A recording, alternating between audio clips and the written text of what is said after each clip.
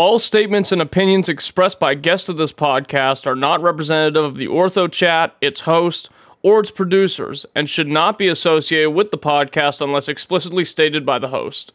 You are listening to the Orthochat by Yanni Katsadas.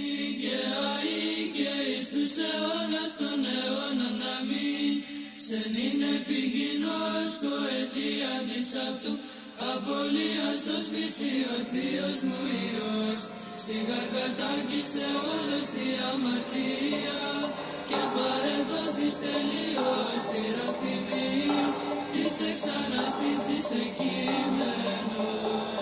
Κύριε Σου Χριστέ ελέησον με, Κύριε Σου Χριστέ ελέησον με, Κύριε Σου Χριστέ ελέησον με, Κύριε Σου Χριστέ ελέησον με, Κύριε Σου Χριστέ ελέησον με, Κύριε Σου Χριστέ ελέησον με, Κύριε Σου Χριστέ ελέησον με, Κύριε Σου Χριστέ ελέησον με, Κύριε Σου Χριστέ ελέησον με, Κύριε Σου Χριστέ ελέησον με, Κύριε Σου Χριστέ ελέησον με, Κύριε Σου Χριστέ ελέησον με, Κύριε Σου Χριστέ ελέησον με, Κύριε Σου Χριστέ ελέησον με, Κύριε Σου Χριστέ ελέησον με, Κύριε Σου Χριστέ ελέησον με, Κύριε Σου Χριστέ ελέησον με, Κύριε Σου Χριστέ ελέησον με. Greetings in Christ, brothers and sisters. Welcome back to the Orthochat. Today we are here with Father Philip Kontos. What's up? That's up. That is That's up. down. That's exactly what's That's an old stupid joke I used to do. I haven't done that joke in years. Except with one catechumen I say, hey, what's up?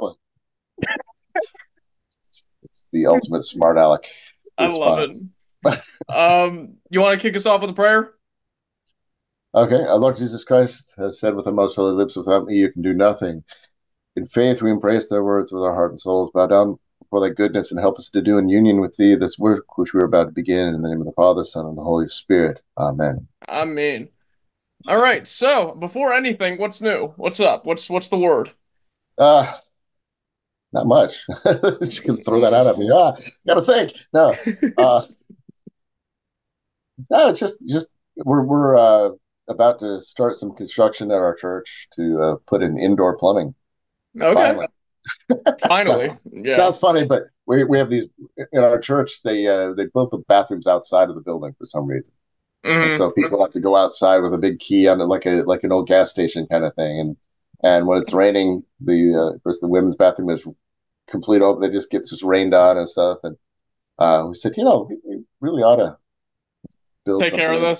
So we're going to build indoor bathrooms, and I'm going to actually get an office now. We're going to build an office, and we'll have central air for our hall. So that's awesome. Up with all that. We've been using window units, and they're starting to break down. In Florida, window units don't last long in Florida. It's just I mean, they don't last too long in Greece either. I share your pain with window units for air conditioning. Trust me.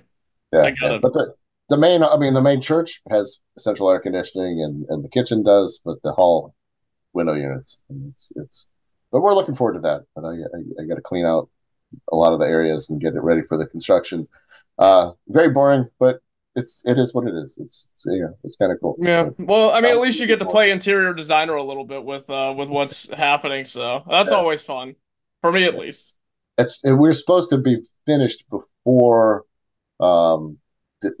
Christmas, right? But just getting the permits and everything going has lasted all the way until like 2 weeks ago. We finally got the permits through.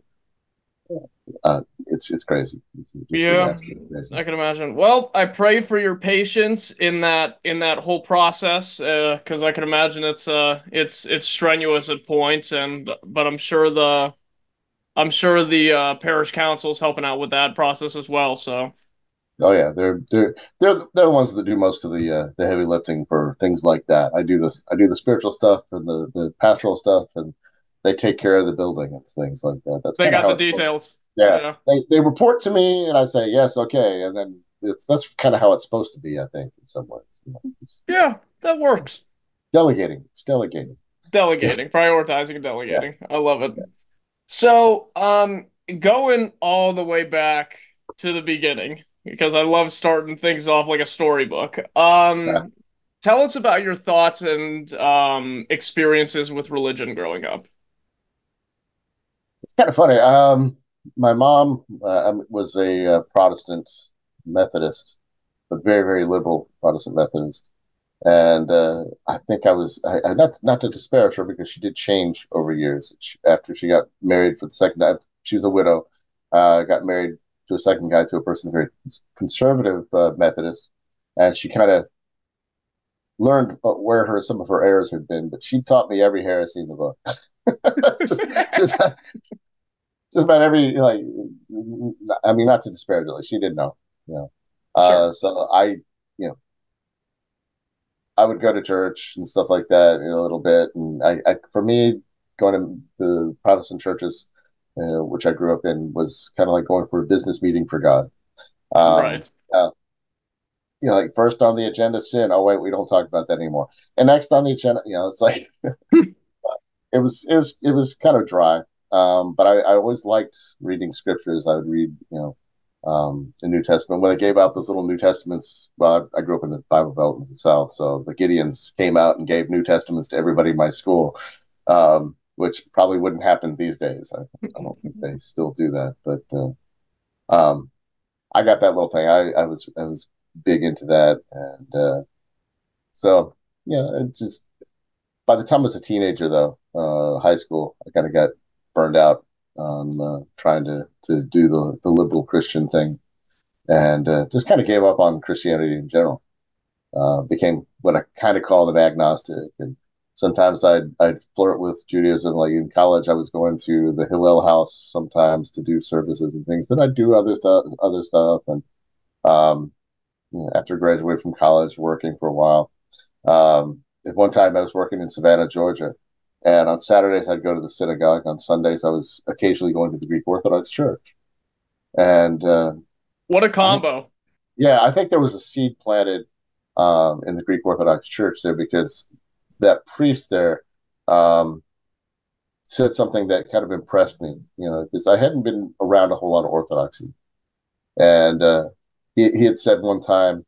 He told the story about how when he was visiting Turkey with his family, and they were traveling around, one of his children got sick, and the Turkish people in the villages took such good care of them and wanted to make sure. He said those Muslim Turks showed more love oftentimes than many Christians do.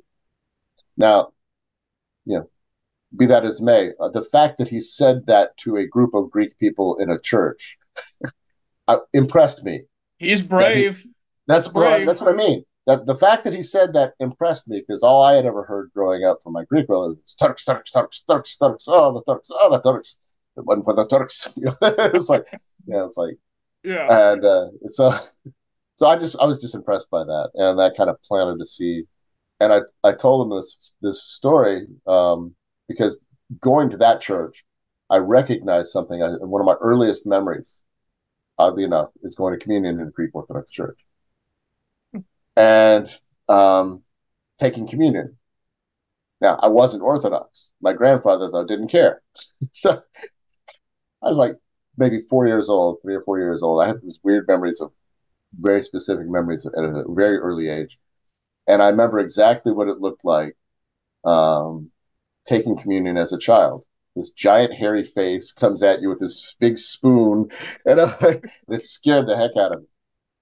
But I took communion, and that was one of my very first memories. Is actually taking communion. And I told the priest that, and he says, "Oh, we got to get you to church now. You've had the divine infusion."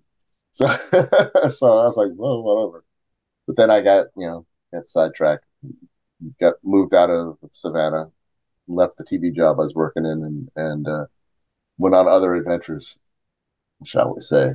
Um, you know, so that was my early religious upbringing. I don't know how far you want to go into all this stuff, but Well, pushing it a step further. I mean, that was your introduction into Orthodoxy. So what did it look yeah, like once you got more involved with the faith and I guess up to the point where you yeah. are now? Well, that at that point, that was just a very brief kind of flirtation with it. That was probably the first time I saw it was more than just baklava and dancing. Not to say anything against baklava and dancing. No, those Um, are great. They really are. but I actually was thinking, how could I make a theological statement about baklava? It says, multi-layered, flaky, a lot of nuts together, basically, but it's sweet. and it's savory, and it comes somehow takes all these flakes and nuts and makes something coherent and positive and sweet about it. So that's my theological point about baklava. Don't worry. My best metaphor for our relationship with the divine energies is laser tag. So don't worry, I'm right there with you. But eventually, when I got out of um, Savannah, I was working in Atlanta again, working in bookstores, stuff like that, doing different jobs, working in a hospital. Um, I had written a novel in high school. That sounds weird. No kidding. It was an independent study kind of thing, and I had thought I had created this kind of religion. I had created this for it was a fantasy novel kind of thing, and it was probably not a very good novel. I should go back to. I keep thinking I can go back to it, rewrite it, and Can maybe I do get it on something with it. Amazon? No, no, it's not. It was never published, but thank Okay. God. Uh, but I remembered one of the teachers who had read it and liked it had said, "Oh, this is a lot like Native Americans." I thought, oh, okay, that's interesting. So I thought I was going to rewrite it, and I thought I'd go do some research. So I started researching, and I started coming into contact with Native Americans. Before I knew it, I was practicing Native American religion for about 3 or 4 years, Hmm. and doing all that stuff, and doing the sweat lodges and pipe and all that stuff. Well, what was that like? I mean, I have no idea what any of that jazz is about, so Yeah, it was pretty intense. It led me in some ways to orthodoxy, if that makes any sense. Um, one of my favorite. I don't want to get too deep into this because I know somebody else wants me to talk to do an interview about that. But sure. but one of the people that was my heroes about the Native Americans, Nicholas Blackout. And notice I said his name's Nicholas Blackout. At the time, I didn't know his name was Nicholas Blackout. Just I knew him as Blackout.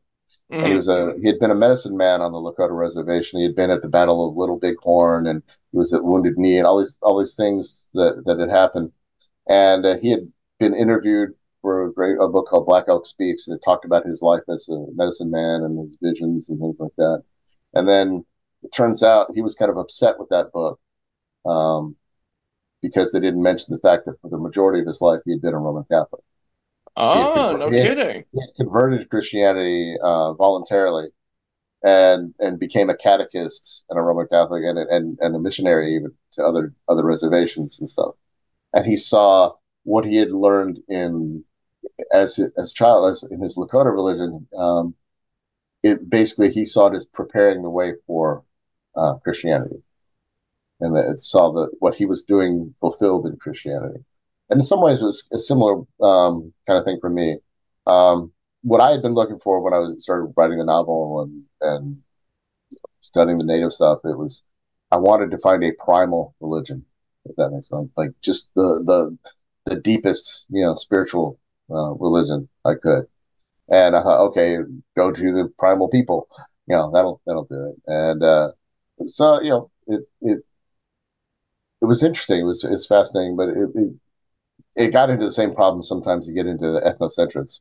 You Philitism with the Greeks and stuff like, oh, you have to be Greek or you have to be Russian, you have to be Albanian, you have to be Romanian. All those All problems. that stuff we hear all the time, yeah. Yeah, and but they was like, oh, you have to be one of us to really get into this, and like so you can't, white guys said, okay, we'll let you do some stuff, but some things no, and I got tired of that. And there was other things I ran into that I'm not going to go into in a lot of detail, but Sure. sure. But there were aspects of it that when I came into Orthodoxy, I understood the primal quality of Orthodoxy, if that makes sense.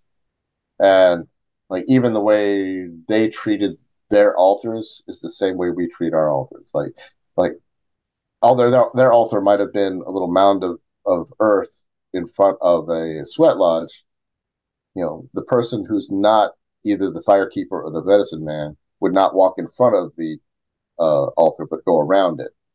Oh, And no then when you get way. and and so I was a firekeeper oftentimes, so I was allowed to go get the heated up stones and put them in the sweat lodge. But things like that is like, and so when they told me, oh, you can't walk in front of the altar, you go around it. It's like it made perfect sense. I understood that, and even to the point where that chanupa, the sacred pipe, when you're loading the pipe or something like that, they take a pinch of the kinnikinnick, which is some bark and tobacco and things like that, and they put it, nothing hallucinogenic or anything. People always Sure. ask me that, but they're putting in there, and for each piece they're putting in, it represents a different aspect of creation, different people, different things. And then when I was being trained to do the proscomedia, it's like, wait a minute, this sounds familiar. Basically, it's doing the same thing. The way we do the proscomedia is very, Processionally, yeah.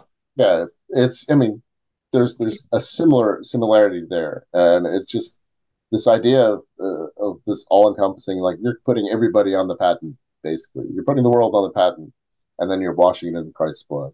And there they're putting the everybody in the pipe, and the smoke from the pipe represents the prayers rising. And where does that sound familiar to us? The smoke It from the rings a incense. bell.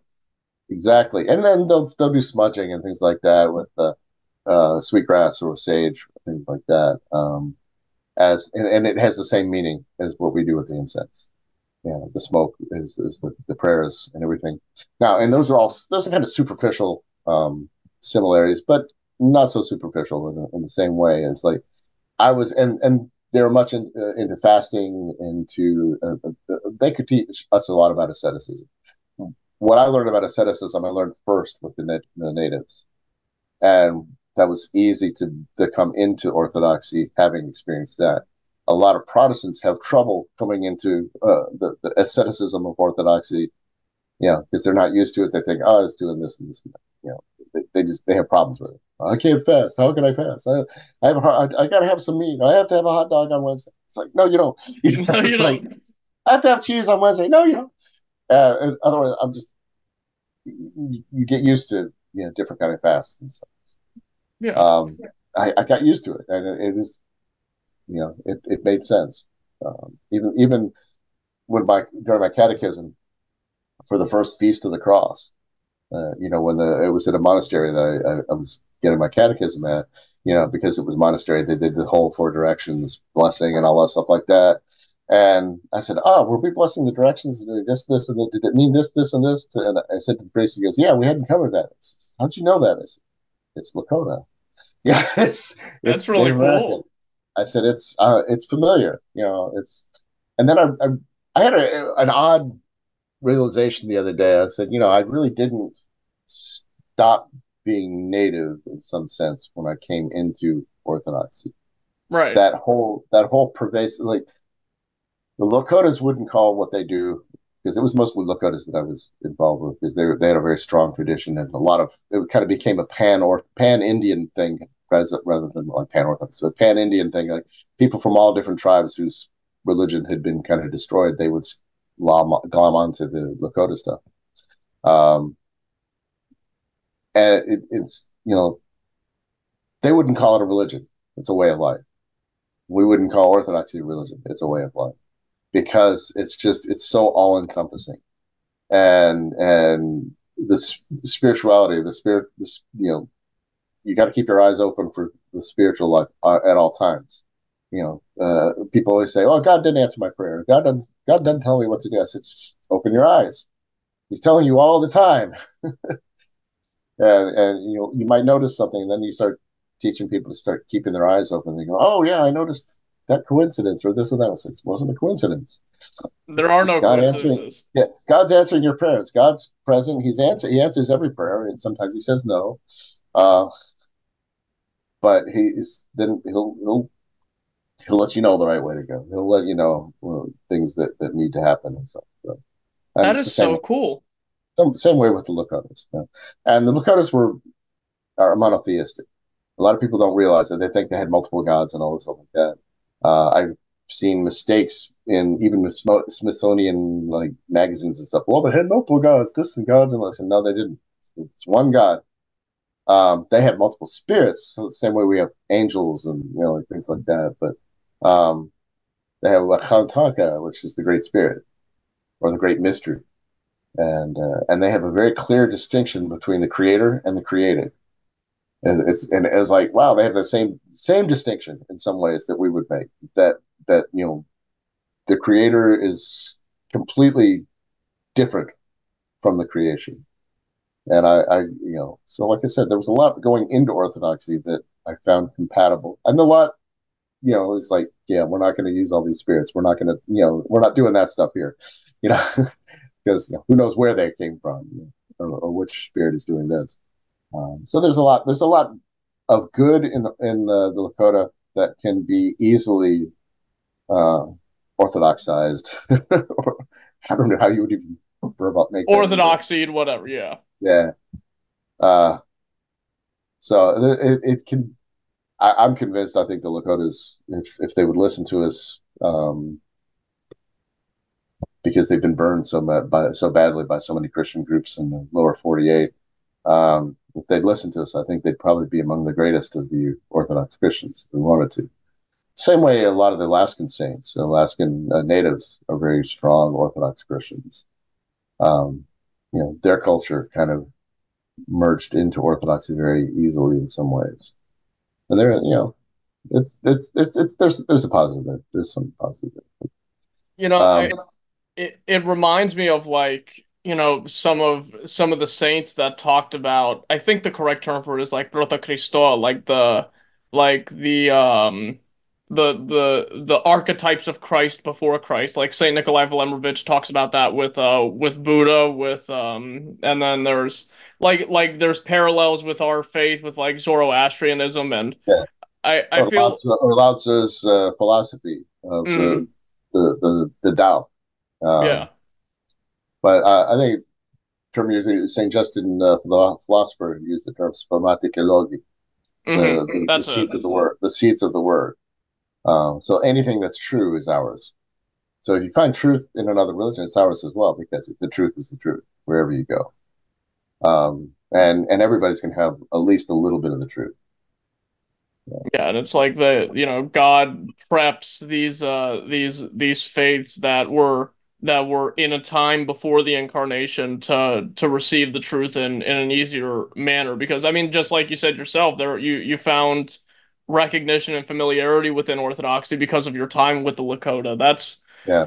That's so cool. I love it. It's in some ways, I was very thankful that I did not receive a lot of Protestant theology growing up, and that the only real theology I'd kind of gotten was experiential through the Lakotas, because I consciously didn't want to, like, I'm going to read all this stuff and everything.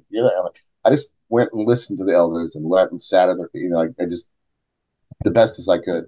There were a few things they would recommend reading and stuff, like mostly books about blackout, uh, and I did that. But it's when I came into Orthodoxy, I didn't have to relearn theology. The Hmm. only theology I ever studied in depth was the Orthodox theology, and I think that was a benefit for me. I didn't have to relearn, like, what does grace mean, because Western churches have a different concept or understanding of grace, and it's the uncreated energy of God. Makes perfect sense to me. Okay, great, there we go. So many things Next. like that, and but I was thankful for that in some ways as a convert, because I did convert to Orthodoxy. I was 29. Hmm. Um, so this will be my So third.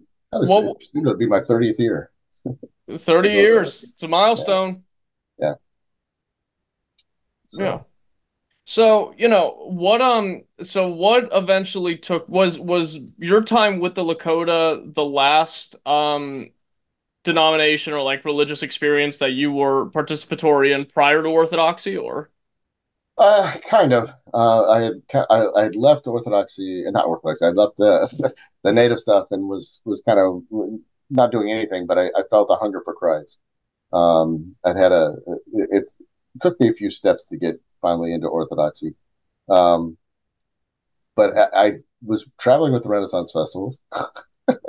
That I sounds had fun. I had like my grandfather had passed away and left a small amount of money, just enough to kind of live on for a year or so. And so I thought, okay, I want to do this. I was tired of my job at the hospital I was working, and so I started playing music in the Renaissance festivals. I'd already been playing there on Saturdays and Sundays, as when it was in town. But I got invited to play the Colorado Fair, so I went and traveled to the Colorado Fair, and then at the Colorado Fair, I met some other people, and we formed another band real quick. and we played at the Minnesota Fair. And I fell in love with a girl in Minnesota, and I moved over to Minnesota to live there for a year. And so I had my apartment. I didn't know that I had my apartment. She had her apartment. I didn't know she lived in like one of the worst and most violent slums in the area of Minneapolis. Like the first day I moved in, I saw a guy get murdered on the street. I was like, "Wow, this is a great neighborhood. This is so fun. Why am I living here now?"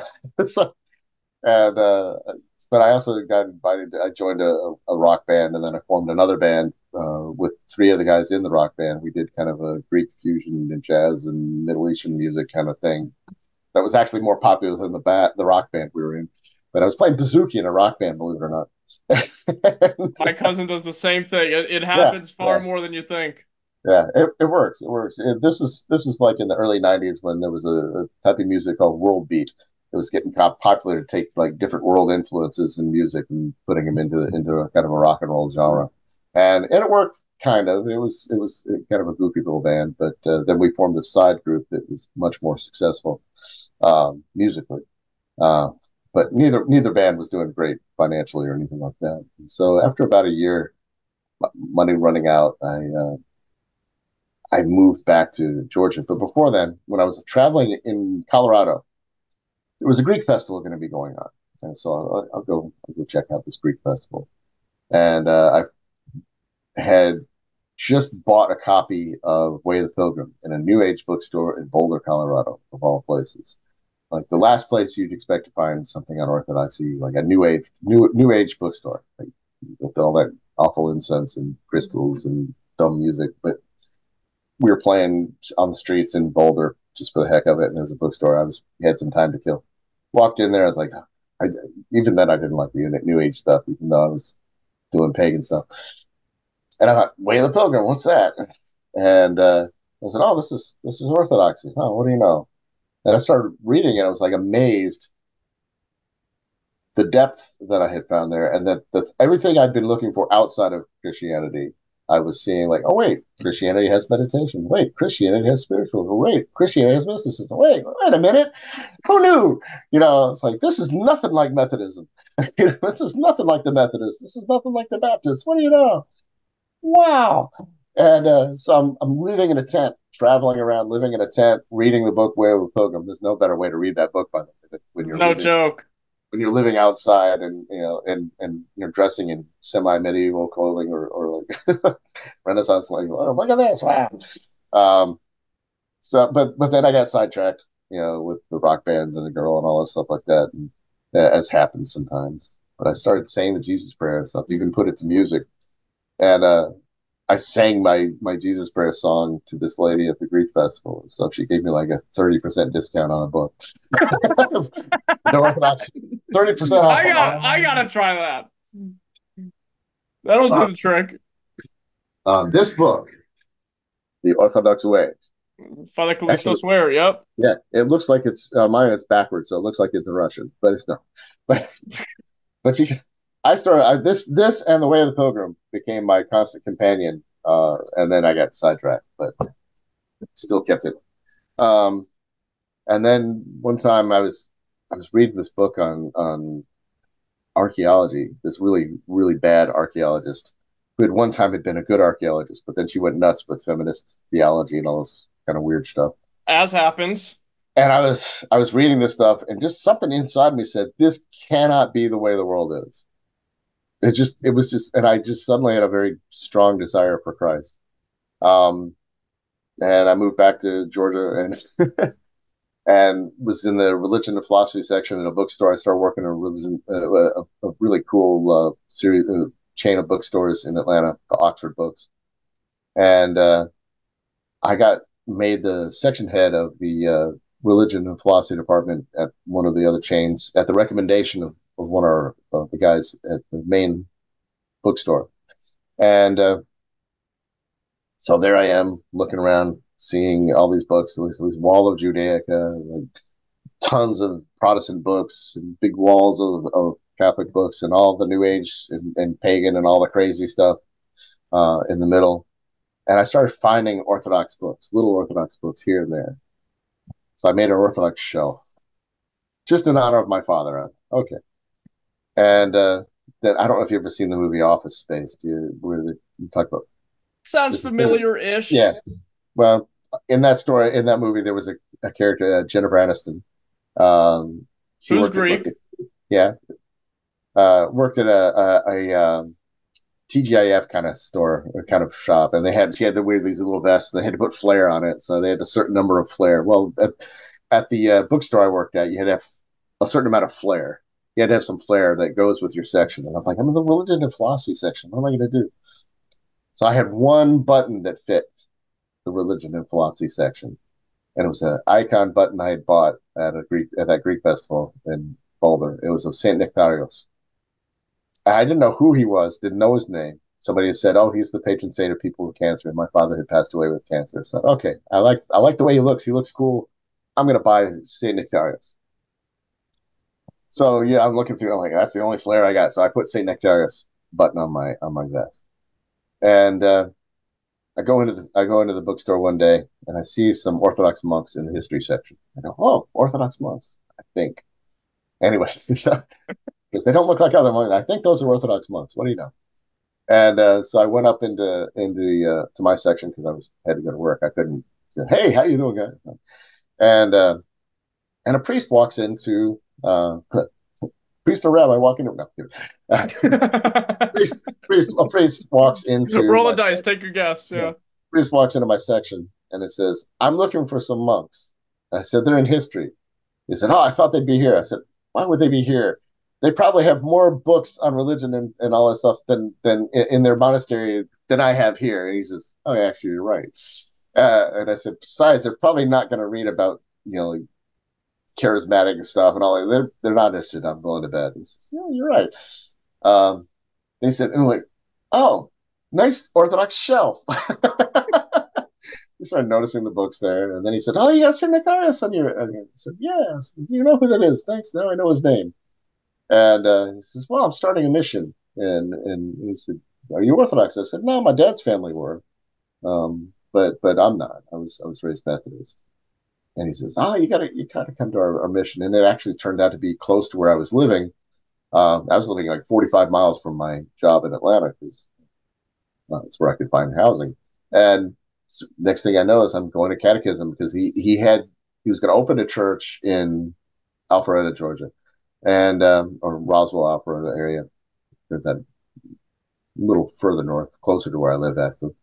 Um, but they didn't have a building yet, or he didn't even have a home yet. His wife was still in Ohio. He was staying in at the monastery in Wasaka, Georgia. So he said, "Well, why don't you come visit? We'll be doing services for a while at Resaca, Georgia, at the monastery. So come up there." So my catechism basically was driving up to the monastery with him and driving back. And so that was how we catechized. It was a 2 hour drive. So it's like 2 hours up, 2 hours back. That was my day off. My day off happened to be a Wednesday. So the first liturgies I was going to for my catechism were pre-sanctified because it was right at Lent. And then I became a catechumen officially on Pascha that year. So that was when I was officially made a That's catechumen. awesome. And then a few months later, after I finished catechism on November 8th, the evening of November 8th, I was brought into the church, and then had my first communion November 9th. Those dates might be significant to you. You might understand.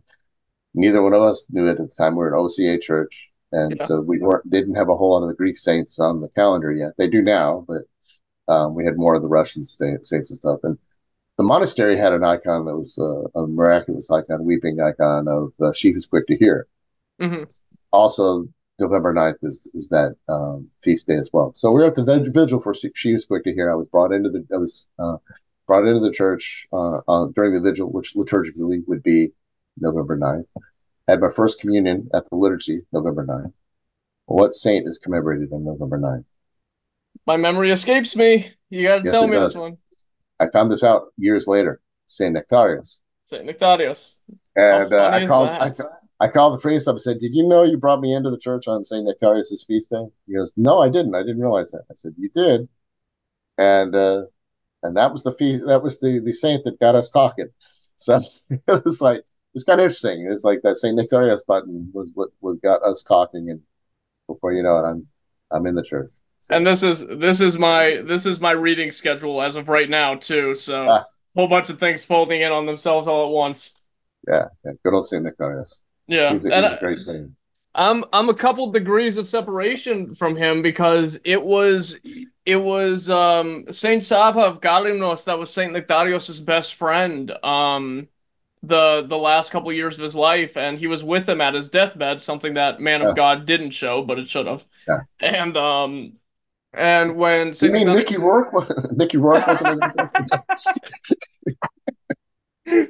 no, unfortunately, but it's but yeah, no, Saint Sava of Galignos was with him, and then Saint Sava moved to Galignos for the last 20 years of his life, and he ended up being the confessing father to all of my great grandparents that were there. So it's Oh, nice. uh, I got a little connection with him there, Yeah, thank God. And I go to Saint Sava's monastery every year, and his he still looks the same after all these years, thank God. So yeah. very nice. Very nice. I mean, your story to me personally is so fascinating because it feels like I feel like God's taken you on such this roller coaster. So I gotta ask, did at any point of you, being a Methodist, as a young man or like, being with the Lakota at any point in your life prior to Orthodoxy, did you imagine yourself as like a Christian priest one day or? Almost. I had a cousin who was an Episcopalian priest. After my dad died, and he's a cousin by marriage on my mother's side. Um, we would occasionally go to the Episcopal church, and then as opposed to the Methodist church, because he started a church near where we were living up in Georgia. And so I started going there, and none of his sons became priests. Um, but people kept saying, "Oh, Philip's going to be the one that follows in his footsteps," kind of thing. And so I thought for that for a while. And when I was searching, like I had to make the choice: am I going to become Orthodox or am I going to become Episcopalian? Because I was starting to go visit an Episcopalian church sometimes. So I was kind of like going one or the other because I was wanted to go back into Christianity, and I was thinking Episcopalian or Orthodoxy, and I chose you know Raelianism, but no, I'm kidding. I'm kidding. Anyway, What a twist that would have been amongst the other ones, huh? oh man, just Yeah. for mercy. But I had an interesting experience because the person who was the priest at the Episcopal church that I was going to was like the second woman who had ever been ordained as an Episcopalian priest. Um, and I was the only time I'd ever been an altar server was for her ordination, and she had been my cousin's deacon for a while. Okay, so I had that kind of going on, and then I had that kind of liberal kind of bent in a little bit as well. And then I thought, okay, I have a choice. Either I can become Episcopalian and my views and ideas on theology can change as much as I wanted to, and I can still be in good standing with the Episcopalians. I kid you not, that was actually my thinking process. Call a spade, And yeah. I said, and even if I became a priest, I could still kind of like, experiment and think outside the box as much as I want to and all over the place because that's kind of the way I was theologically.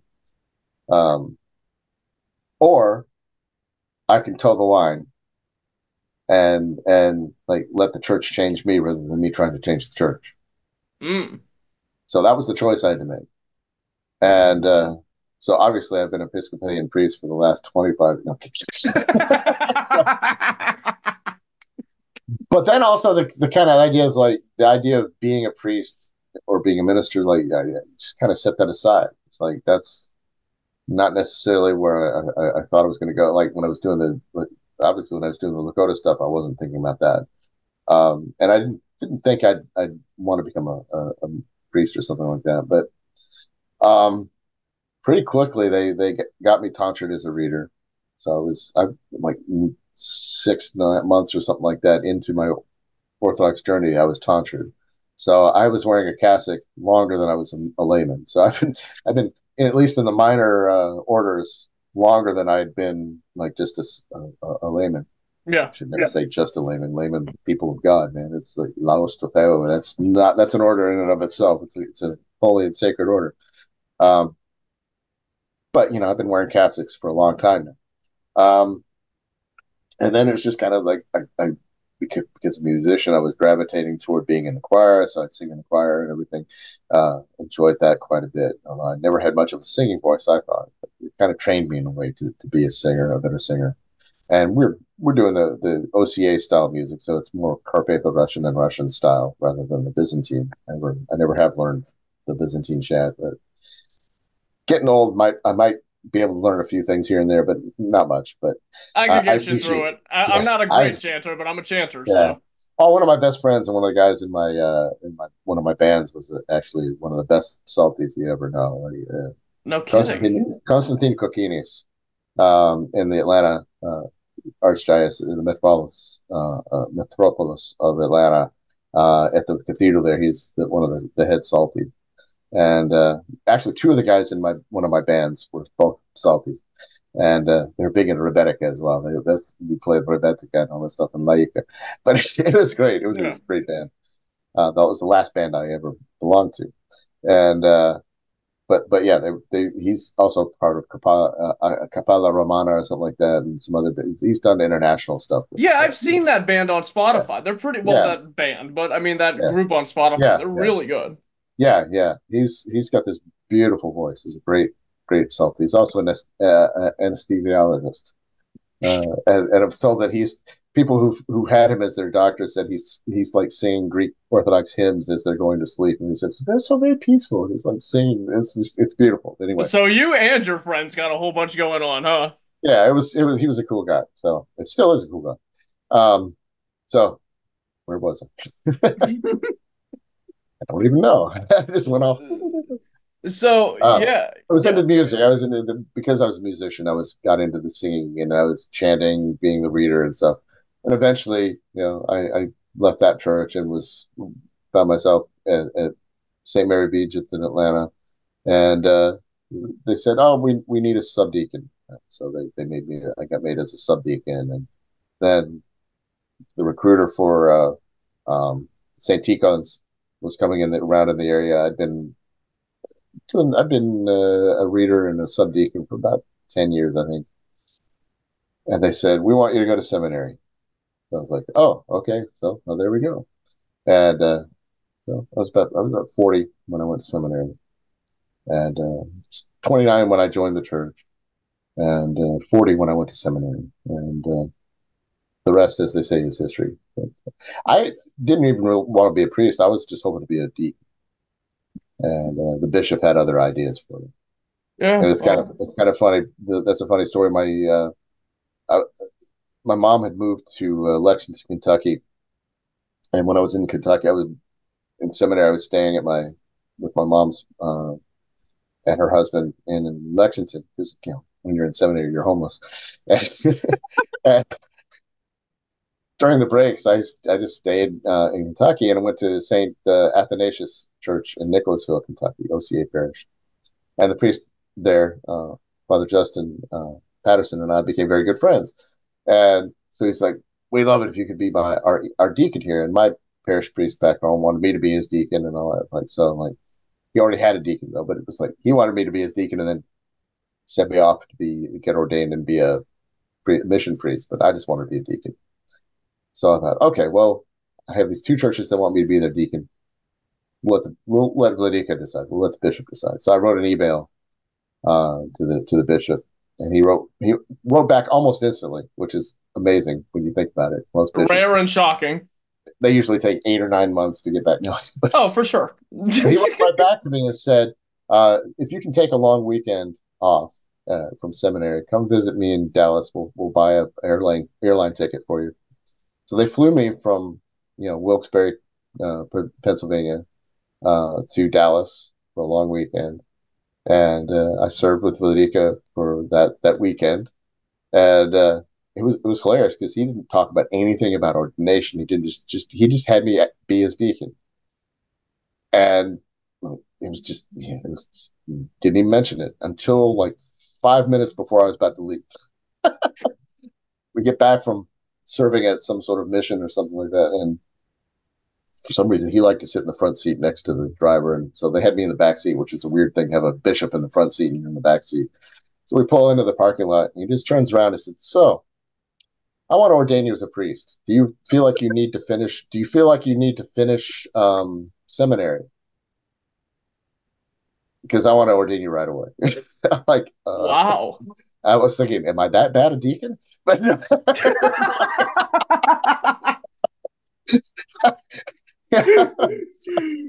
so, so I said, well, it's my last semester, so yeah, I'd kind of like to finish. He says, okay, I'll have him ordain you up at the seminary. So which is what happened on Annunciation. I got ordained on Annunciation, um, and the rest is, as they say, is history. So, I mean, if I could sum everything you've told me up in one term, it's just you've had Christ steering the ship for you the whole time, which is what a lot of people wish they could say. Yeah. That's fantastic. So, I mean, you get ordained, and then was your first parish like down in the south, like where you grew up, or was it like, I mean, I guess that's another thing where one of the monks at the monastery um, had an interesting thing to say. He had come to the monastery from serving in Wyoming and Montana as a priest. He was half Greek, half Cuban. Still is, as far as I know. it still is? Yeah, and he became he was kind of cool. He's a good guy, and he and I had some nice long talks. And so I'm a celibate priest. So I'm not married or anything. So he was like, he kind of wanted to steer me into having a more monastic kind of mentality. Didn't work except for this one aspect of it. But um, he said, when they start asking you where you want to go, don't tell them. Just let them decide where to send you. Go wherever they send you in obedience, so that you'll know that it's not your will or your ideas, it's God's. You'll go where God wants. It took me forever for that to sink into the heads of the chancery and the bishop, because they're always used to being like, well, we have these open. Would you like to go here? Would you like to go here? I'll go wherever you want me to. And it was interesting because at one of our diocesan assemblies in Dallas, I was there. The bishop did a sermon on obedience, the idea of obedience. And after he finished the sermon, I just looked at the chancellor and said, "That's what I'm talking about. That's why I don't want to side. You guys." He goes, "Oh, okay, I get it now. Okay," which I don't know why it took so long for it to sink in. Because I think they're used to people who are married and have to worry about their wife and kids and where they're going to go and if they're going to be able to. So trying to be like to follow the advice of that monk. Um, so just walked up to the bishop as he was leaving, and the chancellor said, "Where do you want him to go?" He said, "Do you want to send him to Jupiter?" He said, "Sure." "Okay, you're going to Jupiter." So that was it. Basically, you're going. It's like, so that was how I got assigned to Jupiter, Florida. Florida, not the planet, but At first, I thought the planet. I thought another joke was coming, but it actually no. Jupiter. I think the idea was it was either going to be Alpine, Texas, or Jupiter, Florida. Those are about the only two things that were open at the time. So they sent me to Jupiter, Florida, to a little mission that was meeting in an elementary school and had been for a while. And I was there for 10 years because the real estate is so expensive in Jupiter. And we had mostly retirees in the parish. It's hard to do it's hard to do a mission church with all retirees. God bless them. They're wonderful people. I love them all. But eventually, the idea was that we're going to. I've always been told we were going to merge our parish with another parish in Lake Worth, and after 10 years, that finally happened. They did merge the two parishes. So right now, I'm in St. Herman's in Lake Worth. So in a way, because I still have people from that original um, parish in my parish, though not everybody came over. Um, it's still a continuation of that one thing because I always knew that we were going to merge, and so I didn't leave one parish. I just kind of merged into another parish, and now we're St. Herman's in Lake Worth, about half an hour south of where Jupiter is. Right. So, And you know, and that's pretty much where you are today. Like, I mean, we Yeah, we've got yeah, we've got the whole timeline yeah, spread out before us yeah. now, which is So which from is great. 2008 until now, I've been in Florida. Last place I never thought I'd go. I never thought I'd go to Florida. I'm a guy who loves winter. I love cold weather. I love my favorite time of year is autumn and winter. I And I was got gonna sent, say, I hope you love the heat. I know I I do, got but I got sent down to basically perpetual spring and summer, and I was like, when's winter going to happen? Well, you missed. It was 10 minutes ago. so, but I'm acclimatized to it down here. yeah. You, After all my years of snow, I still don't like it. But yeah. I don't. Where are you? Or can you not say? I'm up in the northeast ish. Right. I'll tell you after, but I'm up in the Yeah. northeast Yeah. region. That Yeah. and I thought it was the Northeast. Yeah. yeah, that mixed with Galenos for half the year, so it's like, I get the worst of both worlds because I'm only here when it's freezing. I'm only there when you could fry an egg out on the concrete. Yeah. So yeah, They but don't knock it. yeah, You reduce your power bills when you fry things on the concrete. or just use somebody else's stove. Yeah. So, but I was gonna ask because I feel like there's got to be something unique about this, but what do you think is special about being a priest down in the southern US? Because it's just to people up where I'm at and like I guess the whole north or like even far out west, it's like it's a completely different world down there. Well, oddly enough, when I came down to this part of South Florida, it stopped being the South. South Florida is not the South. What do you mean? Northern Florida is the South. Georgia's the South. Alabama, Mississippi, Kentucky, Tennessee, Texas, that's the South. Virginia. South Florida is the North. The further south you go in Florida, the further north you're going mentality, because all the people down here are from New York or from the Midwest. It's mostly the Midwest goes on the west coast of Florida, the Northeast goes on the east coast of Florida. It's kind of like, they funnel down into the appendix of America. But, but and then in the middle and the north, there's actual people who've been here for a long time, and they actually have southern accents and everything. But I Yeah. almost lost what little southern accent I had. I almost lost completely moving down south in South Florida. I started talking like a Yankee again. But I even said "you guys." I started saying "you guys" instead of "y'all." It It's just weird to me. But I think let's see, who was it that said this? Being a Christian in the South is how did she? Which one is it? The one that lived in Macon, Georgia, famous writer. I'm blanking out on her name. Famous woman writer, kind of wrote macabre stuff and blanking out completely. But she called the South a ghost haunted or spirit haunted area. It's an interesting thing. It's you can't swing a dead cat without hitting a church somewhere in the South. It's a very much, but it's very much Protestant kind of world. And yeah, she was Roman Catholic, the one who said that. In Milledgeville, Georgia, or Macon, Georgia. I can't remember why I'm blanking out her name. It used to be one of those names. It's a very famous author. But that's kind of true. It's like everybody belongs to a church. It seemed to at one point, and so in many ways, a lot of the churches in the South are growing at phenomenal rates because of the COVID stuff and all these things like that. When 20, 30 catechumens, oh, we got 20 catechumens. You go to a diocesan assembly and like, oh, we got 20 catechumens. And I'm like, I got 10, I got six, and but for South Florida, that's an amazing amount because it's like South Florida is very much one of the most irreligious places on the planet in America. hmm. Uh, it's similar to the Northeast. Like the Northeast has not a lot of religion going on, from what I understand, for all the polls that they do and stuff like that. It's too So, cold to get to church sometimes. It happens. well, and down here it's too hot to go to church.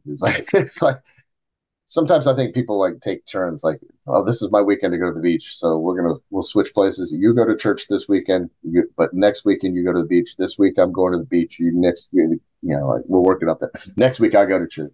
So I would not be shocked if that actually happens. no, I think it actually does in some ways, but Yeah. and we had less snowbirds at one time, but it's interesting now. Recently, I look out from the altar. I look out and I'm like, where'd all these people come from? Where are all these people? It's like the church is since the COVID stuff, we've been starting to grow very quickly, and our demographic has gone younger and younger. So now we've got a really nice mix of older people and young people, and it's kind of becoming a nice, vibrant community in some ways. And I've got about six people that are about to start the catechism with me. And I just finished doing a catechism with a couple people. I've got three others two of them I just finished, one other I'm doing catechism. So it's like, so that's what, nine people right there that I've got as catechumens that haven't been brought into church yet. But some of them are going to be brought in on Pascha, some a little later, but as we go through the catechism. But Glory be I to have God. not. I've been doing a catechism class almost consistently for 2 years straight. It keeps going. I start over again. I start, then do it over again. Start and like usually it used to be I'd have like in Jupiter I'd have a catechumen, and then I'd have a year I didn't, and then I had a couple catechisms, and then catechumens, and then might be another year. And now it's like for the last 2 3 years it's been constant. I've always had catechism. I always had the catechism going, so I'm just about got the book memorized by now. Hmm. So it's a good thing. It's a good thing. So uh, And you're seeing a rise in people come, like you're seeing an influx. yeah, yeah, and a lot of it had to do with the fact that everybody started streaming their services online, Hmm. and seeing this, and a lot of people who hadn't seen a liturgy before but couldn't go to their church, you know, where they were usually going to the big mega church or their Protestant church. They might hear the word Orthodoxy and go, "What's that?" And they start looking and they find a service online and they watch it. Wow, this is kind of cool. They do a little more research and then they show up and say, "I want to be Orthodox." It's like, okay, Come on give it board. give it a few months. We'll Yeah. see. And for the most part, most stick around. Some don't, but most do. Yeah.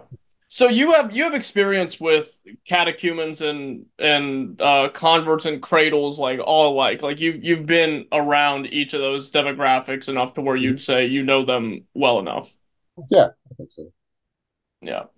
So, I feel like when I hear stories from converts and catechumens, like, there's always kind of this underlying theme of varying degrees of like, oh, I didn't feel super welcome in this church because it was very super Greek, super Russian, super Serbian. And then when you start to talk to the Greeks and the Russians and whoever it may be, they're like, oh well, we were born into this. They weren't whatever. Kind of rhetoric gets spewed out of that. So, in your opinion, what do you think are important steps people can take to bridge the gap between, even more foreign or like ones born here, cradle Orthodox, and then, I guess culturally American or like not of Yeah. those traditionally Orthodox cultures here in the U.S. Like, what can we do to like, I Well, guess, mix them in better? one thing I kind of emphasize sometimes. I mean, I don't do any lecturing, but I will gently remind uh, catechumens or converts who are saying like, "Oh, I don't want to go to an ethnic church," and I'll say, if it became an American church, it would be an American ethnic church. I say, American is your ethnicity is American. It's not Irish, it's not Scottish, it's not Welsh, it's not German. In some sense, I mean, it is, and but America has its own culture. I said, if you do an American church, it's going to be an American ethnicity. Same way a Greek church is going to have Greek ethnicity or Russian ethnicity. Um, and eventually, the church in America is going to have to become an American church. That's just how those things work. But it takes time, and so what you can do is look at the people who are cradle, see how the cultures they grew up in were marinated in Orthodoxy. so that for them in their mindset, you can't be Greek and not Orthodox in a sense, or you can't be Russian and not Orthodox, because there are Russian Baptists and Greek Jehovah's Witnesses. I don't know. Somehow. Yeah, it happens. But the culture, like you almost can't separate the culture from the faith because it was so integral into who they are, their identity. Sometimes to a detriment, sometimes so that people become nationalistic about it. And it's like, oh, you like, and their ethnicity becomes their faith in a sense. Oh yeah, I've Um, seen that before for yeah, sure. yeah, definitely. I mean, and the thing is, those people can learn from the converts is the zeal of the faith itself. Like getting into the faith, learning it, and not worrying so much about the ethnic stuff. And the non like ethnic, even though everybody has an ethnicity, the non cradle Orthodox, or Orthodox ethnic groups like Arabs or Lebanese or Greeks or Russians or Albanians, Romanians, whatever. Um, they can learn from those people how to make your culture Orthodox. Mm-hmm. We need each other. We need the other ones to help be part of the marinade that gets mixed in there. So, like in my parish, I have a few Greeks, I have Romanians, I have a lot of Slavs, Ukrainians, Russians, but I also have a lot of converts from very many different backgrounds. I have Haitians, I have Cubans, and uh, um, you know, everybody's there, and yeah, we make pierogies every now and then. Yeah, we do. Like we'll do. There's some Slavic stuff and some Romanian foods and all that. It becomes this very nice thing, but in the end, it's all about the faith, and those other things become the ethnic stuff gets thrown in there, um, but in a positive way. Like, but some people still kind of like, well, I'm not Russian. I don't want to be pierogi or necessarily. So, that why are we doing this? And like, and it's because it's tradition, but pierogi is the tradition. Pierogies But are good. but you say, yeah, pierogi's built a lot of churches. I Pierogi's built believe a it. lot of churches. Baklava built a lot of churches. No Bake kidding. Those bake Greek sales and stuff festivals like do that. something. Said bake sales and all this stuff like that. You remember your old Baptist church where they have a bake sale, and it's the same thing. You're just doing the American ethnic foods, and they're doing the Russian ethnic foods or the Greek ethnic foods and something. It's the same thing. And so once you realize that, you say, okay, it's fine. And people get enthusiastic into it, and there is a benefit in some ways to the fact that we do almost everything we do in our churches in English. We do a little bit of Slavonic here and there, but the music isn't. I hate to put it this way: the music's not as foreign as Byzantine chant. So a lot of people can get into the Russian style music because it's more familiar to their ear in some ways. It's not as big a leap, not as difficult a leap. Although some people really love the Byzantine chant because it's exotic. That's sometimes It's just what I fall asleep to. yeah, I don't know yeah, how to do Russian style. I know how to do Byzantine chant yeah. perfectly fine, but I remember first time I was at Camp Nazareth up in Mercer, PA, which is the church camp like, our archdiocese like would send everybody over to. I remember we did an adult retreat and they were like, and I was a chanter, so like, of course I was like, "Oh, you know what? Let me go give it a shot." And I was just like fumbling over my shoelaces up there. Terrible at it. It was just I was not used to it at all. So I mean, I think the key to people living together is just listening to each other, respecting the different ethnicities, um, but also the cradle have to respect the fact that these other people have their own ethnicity, and that our job, in a sense, is to make their cultures orthodox, the same way that the original apostles made our cultures orthodox. We didn't start out orthodox. We were pagans, and like Greco-Roman pagans, man. We're all Um, converts in a way. yeah, um, and so like we have a great example though, and this is thing is because the OC has Alaska as our greatest example. We're one of the churches, few places in America that started on the West Coast rather than the East Coast. We started west and went in. Um, so we have the example of the natives in Alaska, whose culture was like the foreign culture to the Alaskan to the Russians, and yet they saw, okay, this is how we can make this culture thoroughly orthodox, but without destroying their culture. So things were, translated into the native languages. There were practices that the natives did that were compatible with orthodoxy, but weren't part of the Russian tradition or something like that. But they said, you can keep this. This is like the spirit houses that they do. Like the way that we pray for the dead. That's basically the way that the natives prayed for the dead. And so, like, well, let's make this orthodox. We'll figure out a way to make this into an orthodox practice. So they did that same kind of thing. It's like, and there's things like that in the Lakotas that you could do as well. But they understand that concept of praying for the dead for a certain period of time and taking, um, so you don't have to destroy a culture in order to make it orthodox. And plus, people from a Western background can always look at things before the schism. It's like, okay, there's these saints here. You can, I have right in front of me a synexis of all the saints who shone forth in the Scottish land. I have an icon of all the Scottish saints. Because my mother's family, a good deal of a lot of them were Scottish. I have English saints, Saint Columba, good Scottish saint, but also originally from Ireland. Saint Benedict's an old Western saint. Yeah, yeah. There's a lot of saints, and even like one of my mother's the Scottish clan that I belong to is Clan Napier, and they're one of the groups of clans in Scotland that were called the Kindred of Saint Columba because they're related to his brother. His brother became his brother was a lay abbot, was a layman. His brother did not become a monk, and he was progenitor of a few different Scottish clans, the Duncans, the Napiers, and there's like three others that are all related to him.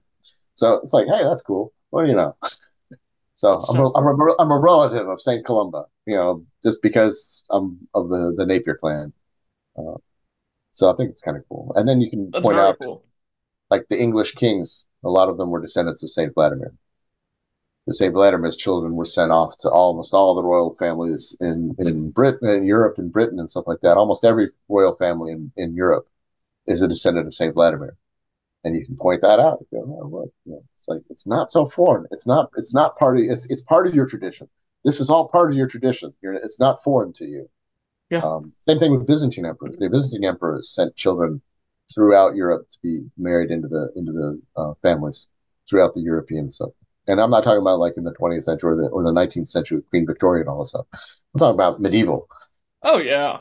Like Saint Mstislav Harold, the guy one of the founders of the city of Moscow. Who was his father? Vladimir Monomach. Okay. Monomach sounds very right. It's a Greek name. Yeah. His mother was Greek. His father, Saint Vladimir. I don't think it's the same. Vladimir Monomach's father, of course, was Russian. So here we got a guy half Russian, half Greek. He married the daughter of the last Saxon king of England. No kidding. Gita. And so Saint Mstislav Harold, the founder of Moscow, was half English, a quarter Greek, and a quarter Russian, or Varangian, or whatever it was, like his Vikings. That's Christendom for you right there. And that's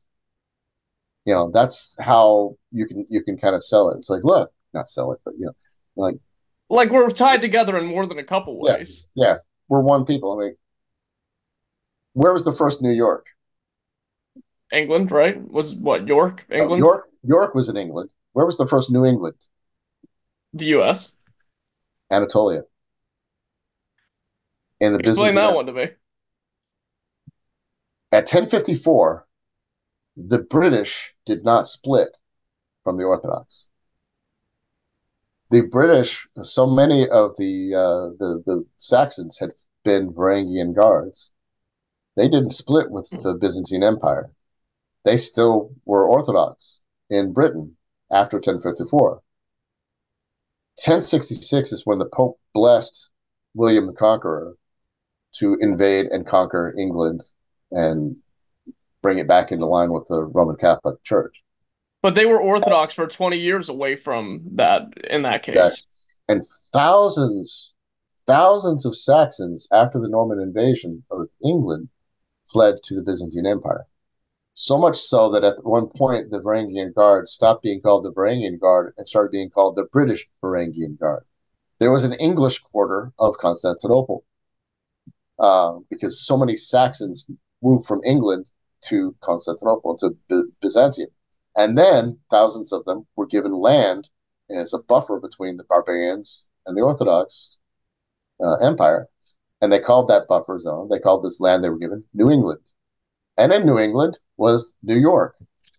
So that was the first. So the first New York was in Greece. Man, we just got everything, don't It was in we? Asia Minor. It was in Asia Minor. The first New York and first New England were under the Byzantine Empire in Asia Minor.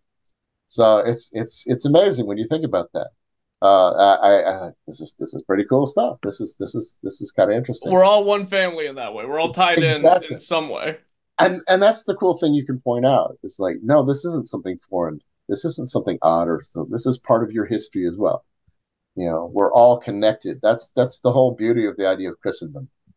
The one church united, uniting all these different peoples, and of course there's all sorts of different ethnicities within the Byzantine Empire. You have all those people living under that in that unity of the church.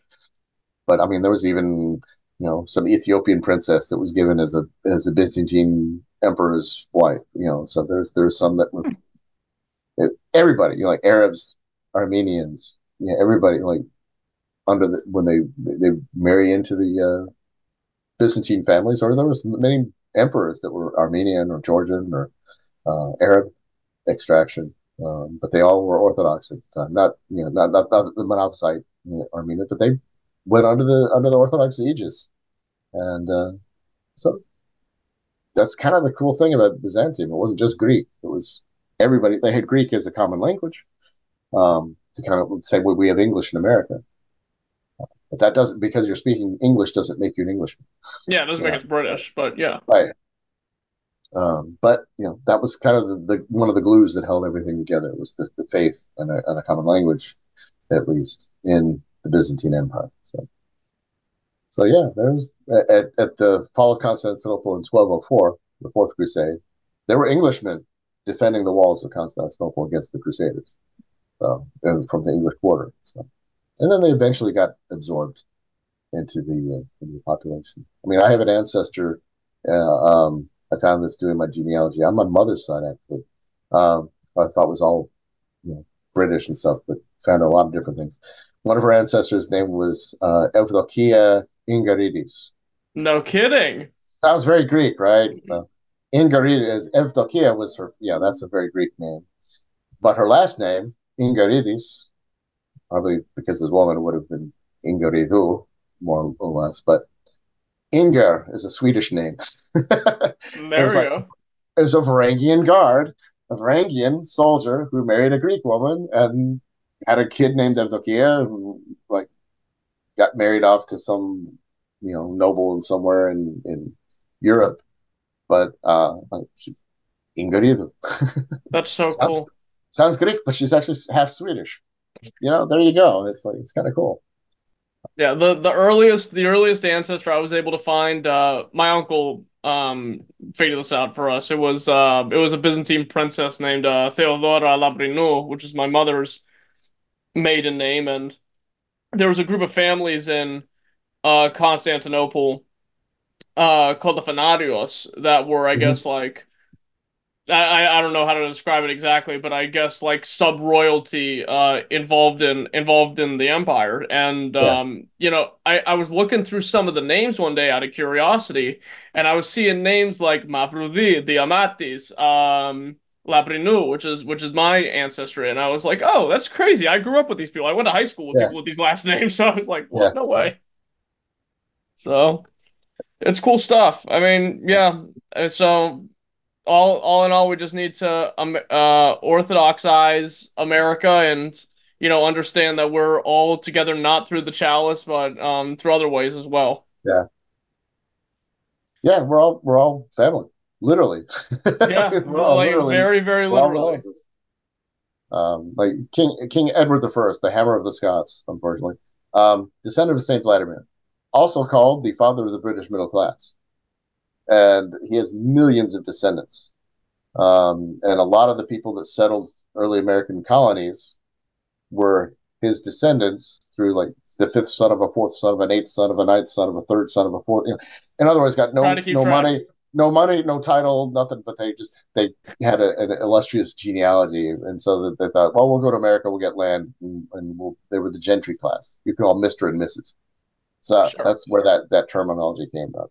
So they had this genealogy, and so like I've got a few books on that, like a lot of the founders of Jamestown, Virginia, were descendants of these people. So me included, and so I can count Saint Vladimir as one of my ancestors. Pretty cool. And but the thing is, so can most Americans. So can most like almost all Europeans are descendants of Charlemagne, mathematically speaking. That's crazy to think about. Almost all Europeans, according to computer scientists and genealogists who have worked this out, almost all Europeans are descendants of Muhammad. It's one of his ancestors, one of his descendants, I should say, was a woman who converted to Christianity and married into the Spanish royal family. The Spanish royal families sent their children off to be married to all the different royal families. Then the plague hits. Half of Europe is wiped out. You have these royal people that have to marry somebody, so they start marrying commoners because there's nobody else to marry, and then you start creating, as I said, the middle class. And the middle class people start marrying, and they like so you have all these Europeans, like almost all Western Europeans, are descendants of Muhammad. And the thing is to find the connection, but it's kind of fascinating. That butterfly effect is crazy, huh? Yeah, but the same thing with Charlemagne. Almost all Western Europeans are descendants of Charlemagne. Almost all Western Europeans, therefore, would probably also be descendants of Saint Vladimir because of they usually say if a person from 1,000 years ago has a descendant alive today, probably everybody's a descendant of that person. It's like the most recent common ancestor for almost all the world is some guy in the 1400s from Italy, northern Italy. They've worked this out mathematically. The most probably now they couldn't say exactly, but like it's not like yeah we knew Marconi from Trieste. He's the like he's the progenitor of all the world. But they've been basically said mathematically and it's most likely the most recent common ancestor for all of the world is except for like really remote places is this one guy in northern Italy. So it's like That's so crazy. yeah, but it makes sense because you think northern Italy, you start talking about the Silk Road. From the Silk Road, go all the way into the Far East. From that, but also you bring stuff into the West. In the West, you go over to America. You go into the Americas. People from Italy going into Spain. It actually works out mathematically. The whole point is we're all relatives. We're all connected. Don't You be know. mean to the guy on the street. Could be your 37th cousin, 8 times removed. Oh heck, I've actually found people like in music world. I've had people I've joked and they said, "Oh, he's from Eastern Kentucky," and I said, "Oh, he's probably my cousin." And then we get together and we start working out genealogies. Yep, in the 1700s, that was my ancestor. He goes, "Mine too. We're cousins." So That's so crazy. it's happened to me 3 times.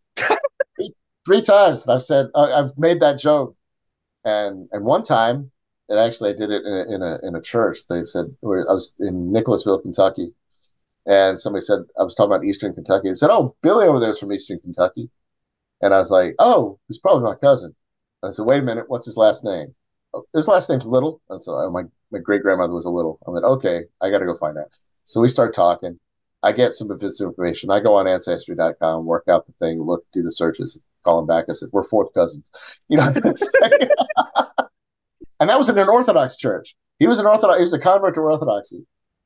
And then, as we're both doing our genealogies and digging into it, we found out that he had an ancestor in Kentucky, Eastern Kentucky, who was from Russia, who in the 1700s had moved into Kentucky, it got absorbed, and after he became Orthodox, some of his family even said, we used to have some of them religious pictures on pieces of wood that this person from Russia brought with her to America.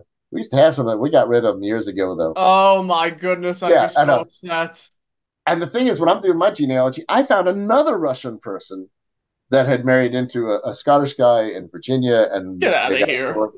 Same family, two Russian people married into the family, and were absorbed into the Kentucky hillbilly thing and just kind of disappeared. But the thing is, most people don't realize it. The people that founded Virginia, the Virginia Company, had a second company called the Moscow Company. Uh-huh. And so they were trading furs with Moscow and tobacco and stuff like that with the America and indigo with the Americas. Their headquarters were in England, and the first convert to Orthodoxy was a guy named Philip Ludwell from Virginia who had gone to uh, England to do some. Isn't he canonized now? No, not at all. No, No, I he's not don't. canonized, Maybe but not him. he's getting picked up by some people that probably shouldn't. But the Philip Ludwell Society, they're probably okay, but yeah, I don't get a little That messy. might be why I thought that because I heard there was like a society around him. Who knows? Uh, Anyway. but he's a cousin of mine, it turns out. But but Me and you might it's as well be at this point. we probably are. But Yeah.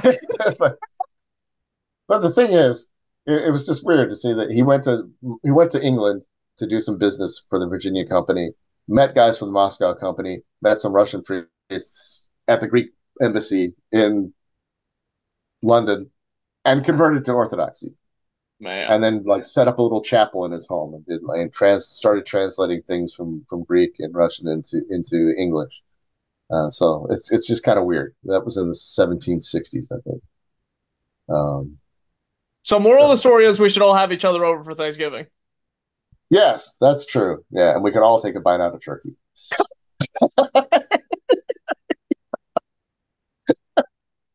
That shouldn't have caught me off guard. Man. Oh, that's funny. So yeah, let's love one another. That's good. That's a good place to put that. But the thing is, but that's the whole thing you can do. You can start making connections. Anybody who comes to the church, you can start making connections and saying, "See, it's not something foreign. We're all related. We're all Yeah. part of the same group. Like it's all one people. Even though we might be different ethnicities, we're all still one people. We're still, you know, the church is yours It's just it's as much uh as it's a little more common to see that in Greek parishes because I'll go to parishes like a state, two states away, and it'll just be like, oh, what's your last name? What's it called? Like or something. And I'm like, wait a second.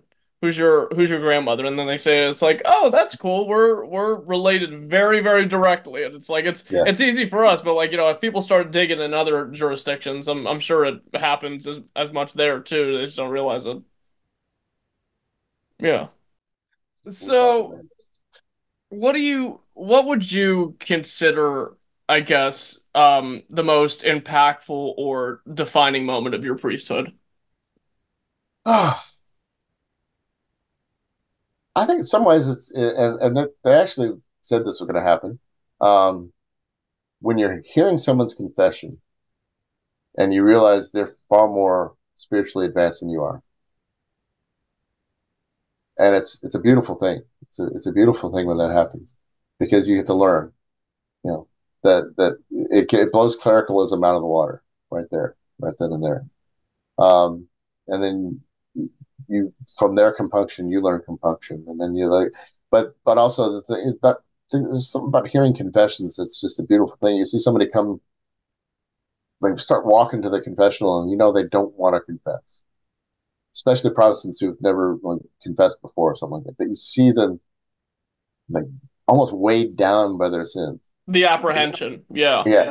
And not just that, but just also they've actually had to confront their sin and think about it, and you can see it weighing them down. And then after the confession's over, you can see them almost floating away. It's like they're lighter. You can like I just say, take those. See that cross over there? Christ nailed all your sins to the cross. That's where they belong. Put them back. Put them back on that cross where they belong. And it's almost like you can see it happen. Like they get the absolution, and they're lighter. It's like that burden has been taken off. Oh yeah. Um, and it's that's a beautiful thing. And this is gonna be a weird one. Um, Another defining kind of moment is we're at the deathbed of somebody who an old Russian lady who had lived quite a long life, and she had several strokes all at once, and then the heart. And so she was basically on a ventilator, and they said she was brain dead, but Who you knows? still have a soul. You still have your spirit can hear. You're there. Whether your body can hear it or not. And we had enough time to get some of her family who could sing and everything that just happened. I didn't know they could sing, but they were there at the deathbed, and we're gonna take all the machines off and let them go. And she wouldn't go. We unplugged the machine. We did all the service before the parting of the soul, and then unplugged everything, and nothing was happening. We're just sitting and waiting. And I just went over to her ear and whispered. I said, "It's all right. You can go now." As soon as I said that, everything started going down on me. No Uh, kidding. yeah, it was kind of astounding, but it was like I said, it'll be okay. We're praying for you. You'll be fine. You can go now. And as soon as I said that, everything started going down. And as soon, like right at the moment of death, we all spontaneously burst into four-part harmony, singing the canon for the parting of the soul. And it was one of the most beautiful experiences.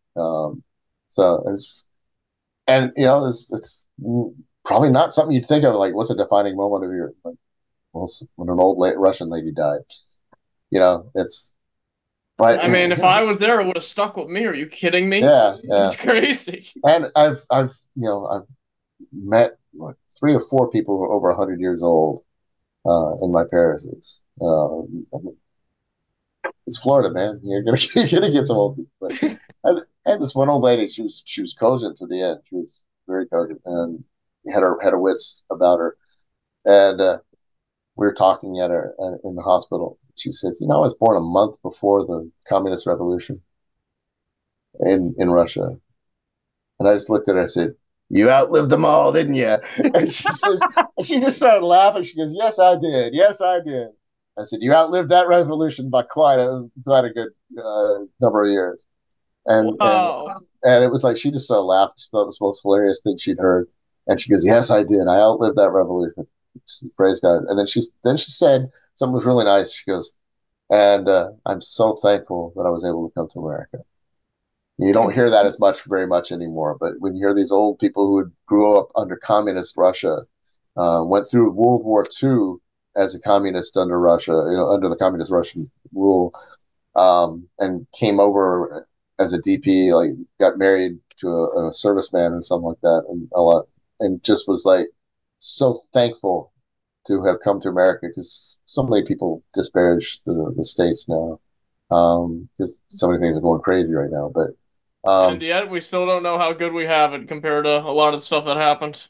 yeah, but when you hear someone who's been through the worst of the worst, who lived through all the persecutions of the church, lived through all the Christians being slaughtered, lived through World War II, went through all of that stuff and outlived the dang revolution, saying how thankful she was to come to America and how great America was for her.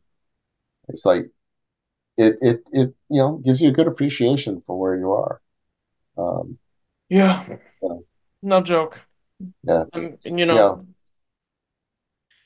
um, you know, as much as I love you, I really only got one complaint about you, which is like, I wish you would tell some more of these stories online because you got a bit of a fault. It's like, man, this is Well, I blowing don't. me away.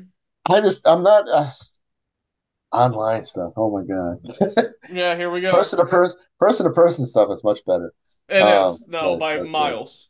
yeah, But you know what? That's how I've known you my whole life. Well, not my whole life, but I mean, like the past 5, 6 years. Like we're Twitter bros. It's like we were yeah. all part of this big like clique of Orthodox guys that would want to rip each other's heads off while they're asking for prayer requests at the same time. It's like that's just what that whole thing was, and.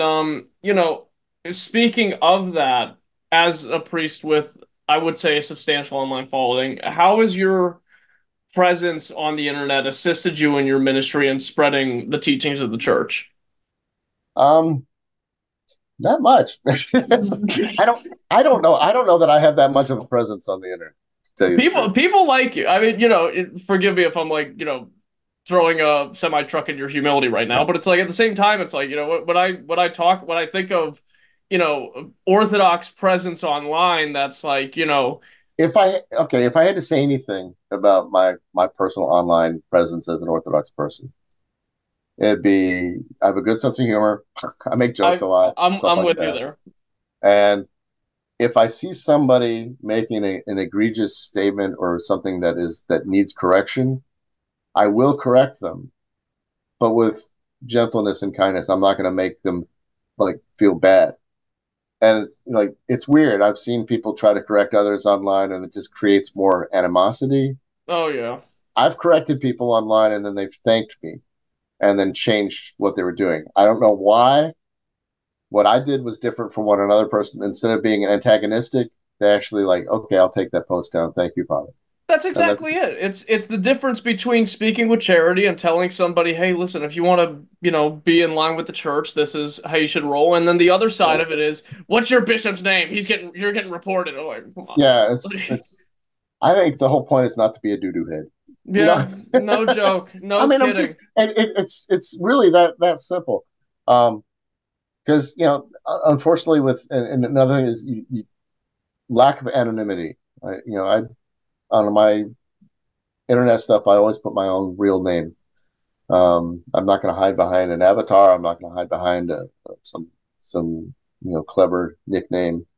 Sure. Um, I mean, I could. You could easily do that, and you could be just as nasty as you wanted to. But the thing is, people make a mistake. They make a big mistake, a huge mistake, when people say, "Oh, it's, in real life, everything you do is real life. Oh, for sure. Everything you do online is real life. You're talking to real people, unless it's a bot. But you're talking to real people. You're interacting with real people. It's just the means of communication is different. So if you're going to say something to somebody that you wouldn't say to them face to face, don't say it. I agree. Yeah, And I think that might be the only difference between what I do online, and what others might do. Is like I only say stuff that I would feel perfectly okay saying to somebody face to face. yeah. Um, I, and that makes a difference. I think that's the only difference I think between me and other people. And there are a lot of other people that have a much bigger impact online than I do.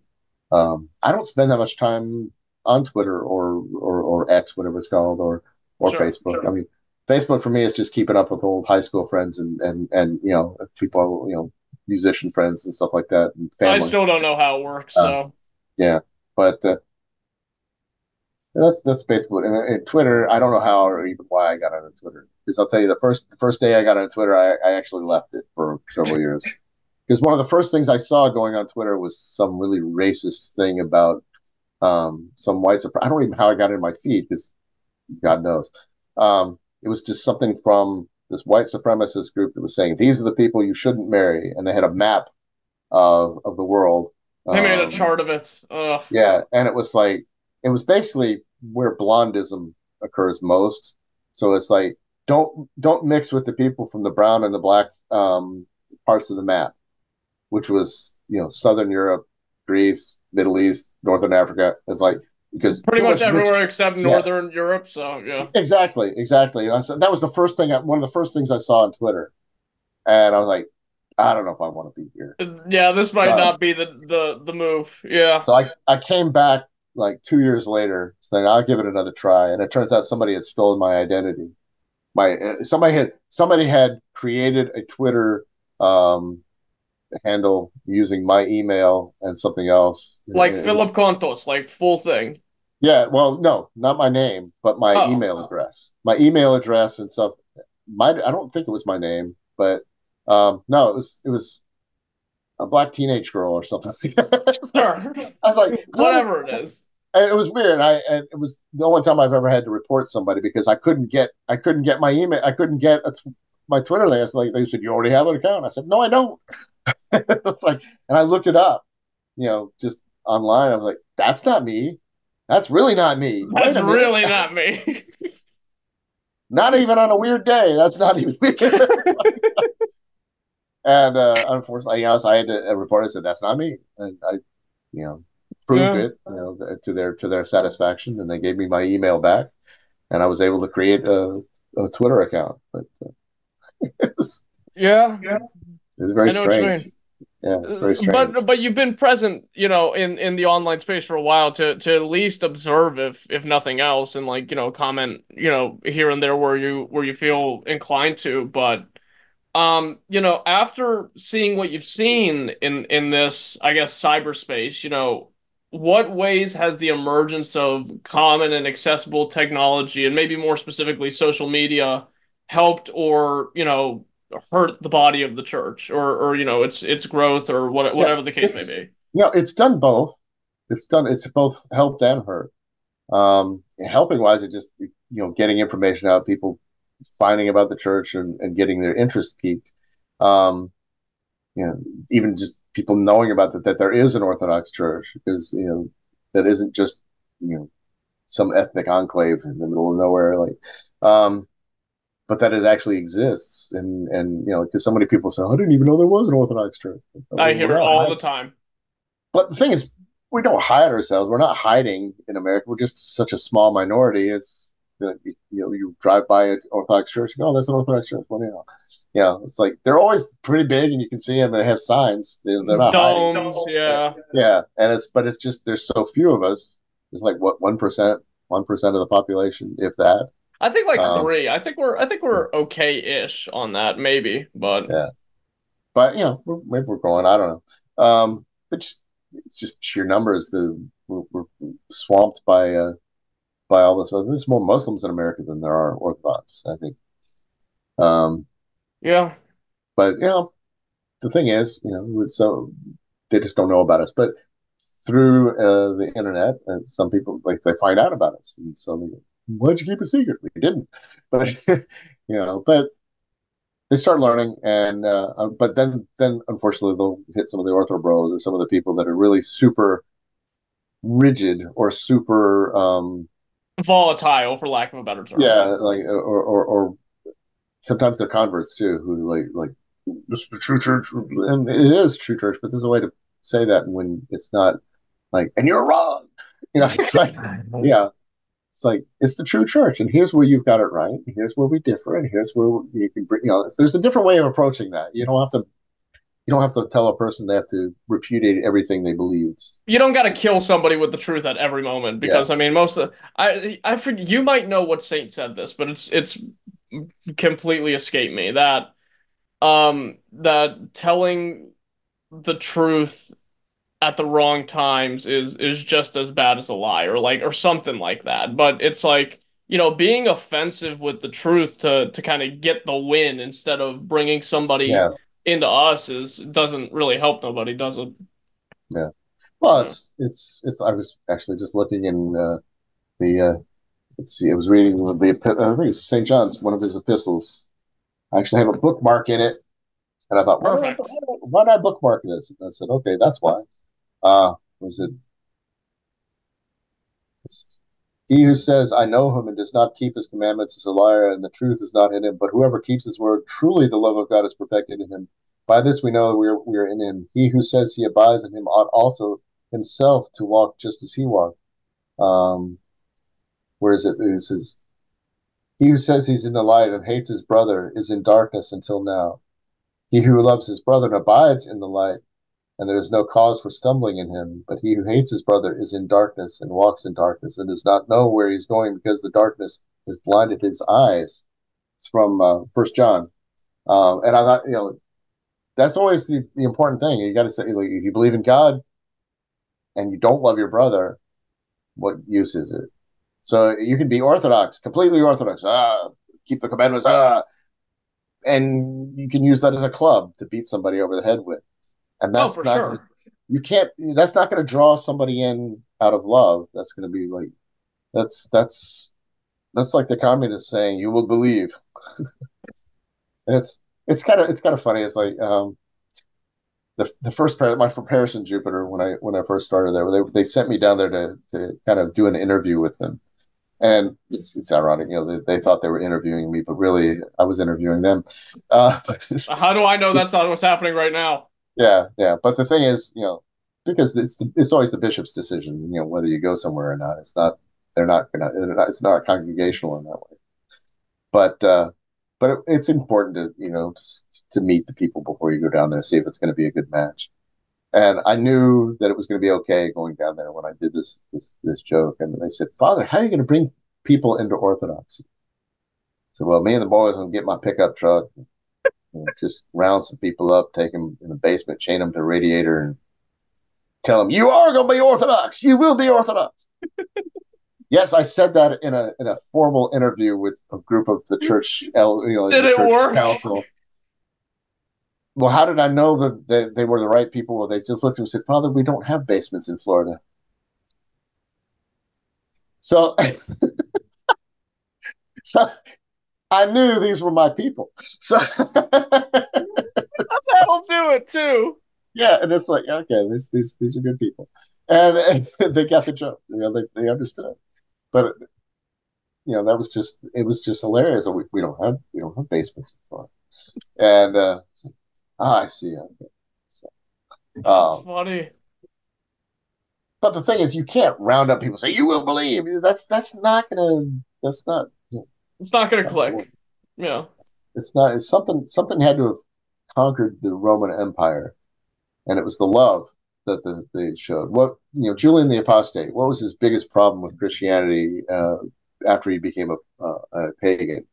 He was upset that the Christians loved everybody and treated everybody equally, whether they were believers or not, and they treated them with respect and they gave alms to the poor. And he said, "Darn it, that makes people love them. That makes people want to become one of them. We got to do that too." So it was foreign to the pagan idea of doing that kind of stuff, but he kind of followed the Christian path and pattern and was like giving away stuff and doing he started doing philanthropic things to try to get people into paganism again. Didn't work though, because he really didn't have that love. He didn't have the same love that the Christians had, and so that love that the Christians showed for everybody, regardless of what their religious background was, regardless of what the life they lived, um, that's what brought people into the church. And it was that love, not the arguments, not the we have great apologists in our church. We have people who could debate all that stuff, but they did it with love. They didn't do it out of like bludgeoning people. And I think we need more of that on the internet. We Oh, need for more of sure. that we need more of that on Twitter. People who can hold the line and say this is what we believe, and we're not going to go off of what we believe. Um, but we don't have to beat somebody over the head with it. The Rudder is a big book. You could smack the heck out of somebody with that thing. Yeah. Who needs smack? You talk about throwing the book at somebody, man. That's not the Yeah. book you want to throw at them. Yeah, I'm gonna throw this at him. It's a little paperback. Just bounce off. I keep it right next to my bed as a self-defense tool. So yeah, but So, so, in saying all that, I feel like some people kind of got the idea of how to pull it off without, dropping a 500 kiloton bomb on somebody when they're explaining theology or patristics or just like, working them through the motions. And, there's some people that do that. So it's like, what, at least in your opinion, to whatever extent you're comfortable answering this question without us throwing shots at people or whatever, what do you think about the state of online orthodoxy and the culture born from it, whether it be like, like this ecosystem that's been created with the young people on there and like, maybe, so, priests and like older people or whatever that are bringing in the news or like just the dialogues happening. What are your thoughts on it? tread carefully. there's a lot of stuff out there that is spurious or polemical that I try to stay away from. I hate to put it this way. One time I saw a video where someone was trying to make it sound like, and this is controversial, but St. Paisius, they're quoting St. Paisius as saying he was predicting the COVID vaccine and all this stuff like that. Oh, I've And they're seen that quoting prophecy video. they're, Yeah. they're quoting they're quoting from a specific book, and they said, oh, it was in this book. They didn't give a page number in the English edition. They didn't say where in the book that said it, but the quote sounded familiar to me, so I actually looked it up. And he was talking about a disease that was going on at the time, the vaccine that was happening in Greece when he was alive at the specific time. That, like, it was not a prophecy. He was talking about something that was going on in his day, and it had nothing to do with any kind of prophecy. Yeah. And I called people out about that, and I just wrote in the comments of the YouTube thing and said, look, this is the quote. I gave the full quote. This is the page number. This is the book it came from. Obviously this is what he was, translating or something like that. And Alluding to. Yeah. yeah, God love the person. He might have been just mistaken about it. I'm not going to say that he was trying to create any kind of controversy, because some people were thinking, well, he said something it was about today, but he really meant about the future. Well, unless he said it was about the future, you can't you We can't can't know. assume that. Yeah. You can't assume. Uh, um, and even so, what he was saying he was saying it's not the mark of the beast anyway. He got very specific of what the mark of the beast would probably be, and he got into weird discussion about it'll be laser carving and all this stuff like that. Like, Saint Paisius, I love Saint Paisius, but he was a little naive every now and then in a good way. I mean, Well, he was in a he was not a scientist. He didn't know, like, laser carving on, like, God bless him. sure. He had great insights, and he's one of my favorite saints. I have an icon of him right in front of me. I have So an icon right in front. I got an icon of him right in front of me so behind the camera that's looking at me as I'm talking to you. So and I yeah. got another one of all the guys, all of them. There you go. Yep, These I got Saint Ephraim of Catania right up there.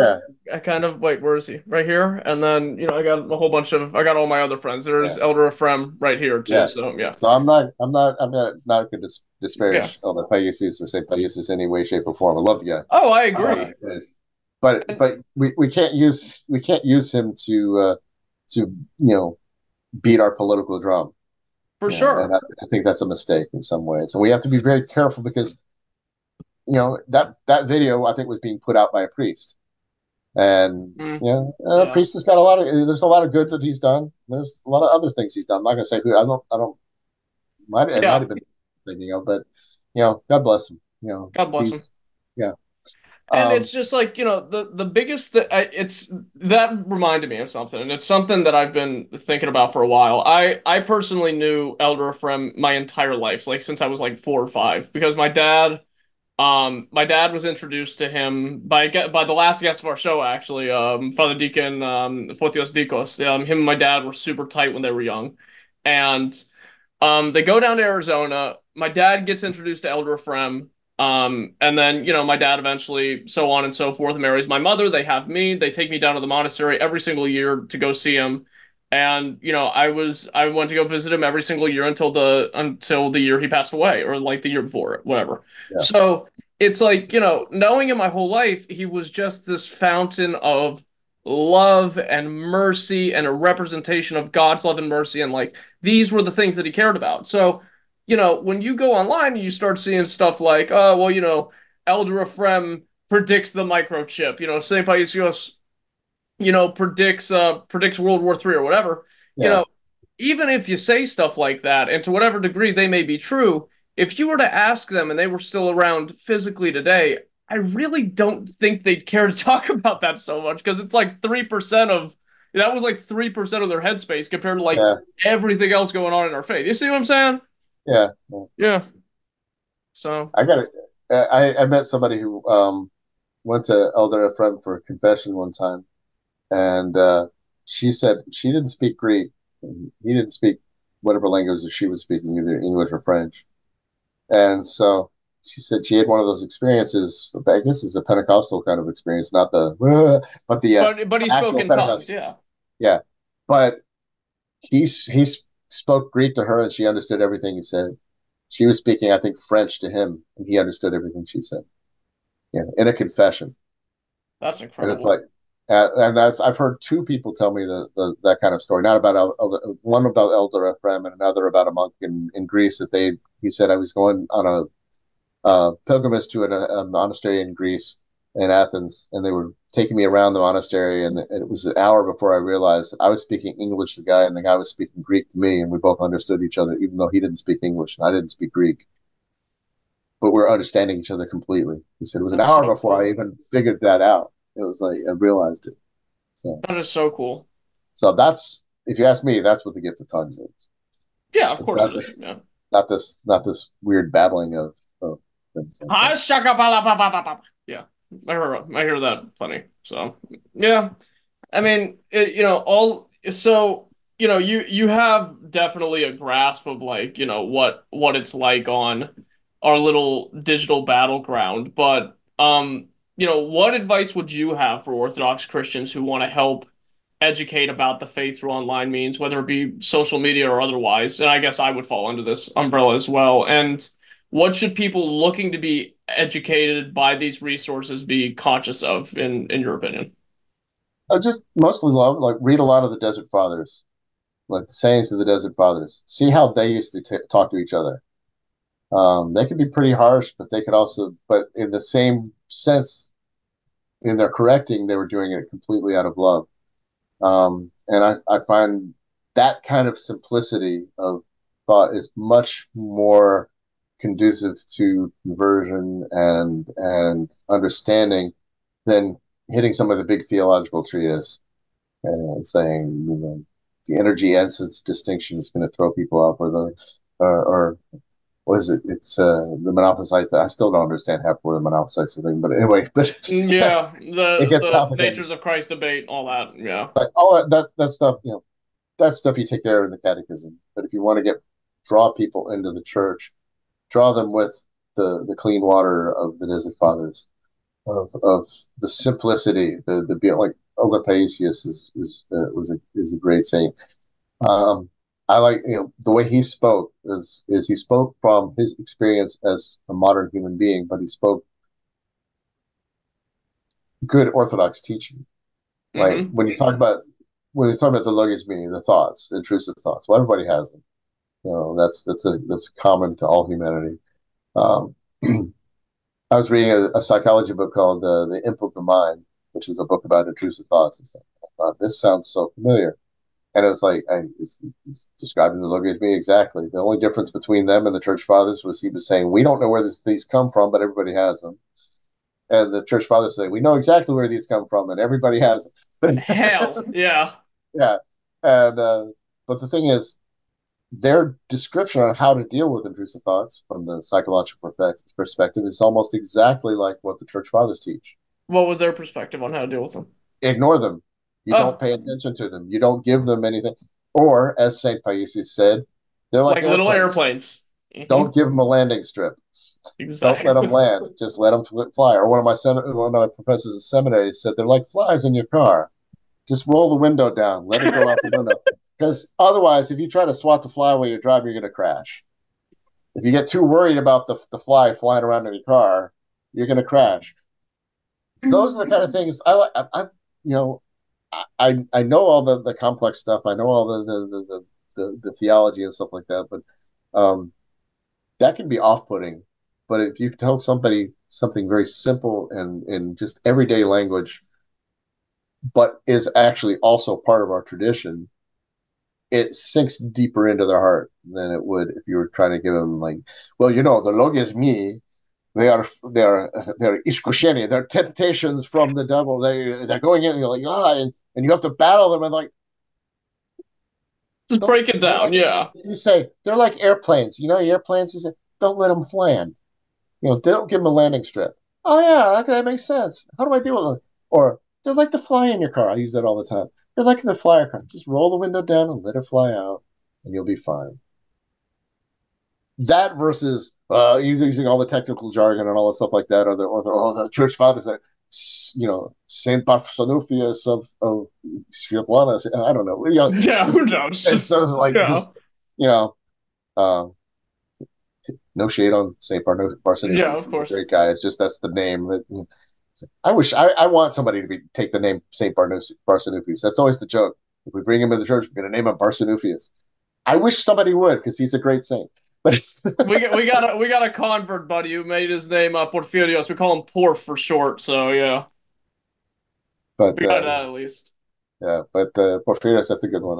Then Paisius, Mina Paisius. I had one guy named Paisius, but he Hmm. lasted a day. And as soon as and that's actually he was taught by somebody online. I'm not going to say who, and I've noticed this is a pattern. Other priests have told me it's a similar pattern. Somebody will have learned from Orthodoxy from somebody online. They'll come to the church. They'll go through the catechism. They become Orthodox. And then the day they become Orthodox, they disappear. That's That's happened to so me. weird. What? That's happened to me. This one guy, he took online lessons from this person. He did all this stuff like that, and I was like, okay, well, and we had a really solid discussion. We had solid catechism. He seemed really enthusiastic. The day after he was chrismated, he disappeared, and I never have not heard from him since. He won't answer phone calls. Just after like a year, I kind of gave up trying to find him. But and I found that's a certain that was a pattern. Some people just you know So this is like a thing happening that people are just getting baptized or then they're or just chrismated or something like that, charismated. and just disappear. Um, That's so weird. it's almost like It's like they eerie. yeah, it was kind of weird. It was kind of weird, and Pray it for came them out of the wherever they are. blue. Yeah, I do. He's still on my prayer list. Yeah. He's still commemorated. Um, he has not apostatized as far as I know. I just maybe he went to another church, and that's fine as long as he went to another church. Another Orthodox church. That's fine if he did. Maybe he Um, went out to the desert to fight demons and he's doing better than I am. So I mean, yeah, who knows? yeah. So that's just it. I don't know, so I Yeah, can't say what his state is, but God bless sure. him. God bless him. But he's the only guy I named in Paisius. So so maybe Saint Paisius Maybe talk to may the Saint boy. Paisios be with him on his Yeah, journey wherever he's going. So talk to the boy, bring him back. yeah, So, please. God bless him. God God bless him. bless him. But he was a nice guy. Anyway, He's a nice guy. So I'd like to see yeah. him. He's a nice guy. But yeah, I think that's one of the dangers of the internet is some people get into it and then for whatever reason they don't, it doesn't stick with them. They they they make a good game or say oh yeah I'm into it. And they go whole hog and then disappear. Um, so Yeah. I think that's one of the dangers of the internet. But it could create situations where somebody is not as stable in the faith as you'd wish because they were first exposed to an unstable medium in some ways. Um, Yeah. and again, I've met a lot of people that have been very good members of my parish that they started out finding stuff online and some of it in the apologetics world where they're debating people and fighting people online and stuff like that. Somebody said, "Oh, Father, you ought to do one of these debates online." I said, "I don't debate. I don't It do that. seems I don't. exhausting. I'm I, good. I Yeah. I don't do that." I said what would happen is I'd freeze up or something like that, and then 10 minutes later I'd remember the answer, and then it's like I'm not into battling. I don't want to win arguments. I just want just to sit down and have coffee with somebody. Yeah, it's like Yeah. I'd rather do that. And My mother actually offered to make me a Orthochat branded coffee mug for this show that I could have with me, which I should take her up on, but eventually. just so long as it's not an Ortho Chad coffee mug. See, I've been online long enough that I can actually make that kind of stupid. Yeah, you got it. You're on that. But yeah. On a lighter note, we've already talked a little bit about your journey through music, and I think we have a comprehensive timeline of your experience with that. But if you could name maybe a way it's done this, how is being a musician and an instrumentalist help you grow in the faith? Even back then up until now. That's actually a good question. I don't know. No, That's how I love my good questions to be answered. but No, it's actually an insightful question. A lot of the people in my seminary were musicians, who had been formal musicians and stuff like that, rock musicians and things. I was not a rock musician, not really. Tried it, didn't work out very well for me. But one thing I did do in a lot of my music, and I think this is where it's helpful, is improvisation. But improvisation within, say, the Middle Eastern and Greek modes. And the reason I say that is you have a mode that you're working in, or specific like Hijaz or those things like that. Um, there's a lot of space within that mode to play around in. And but there's a way to improvise, and it's more fun when you're improvising with other people. So you're playing the tune, you're playing the song, or whatever, the music. And then in the Greek and Middle Eastern tradition, it's customary to improvise. Then you start improvising with each other, and you start riffing off of each other. But it's within a specific kind of framework. Sort of like with Orthodox, we have the dogmas, we have the teachings of the church. You have to, you can. There's just so much where you can go. There's a lot of room to go around, but there's certain areas you don't go. You don't hit the wrong notes, and so in improvisation, you have to know where to go. You've got a lot of freedom in your improvisation, but you can't go outside of the bounds or you're just going to sound awful. You're not going to be in tune. You're going to hit the wrong note. It's not going to work that way. And also, you can't noodle.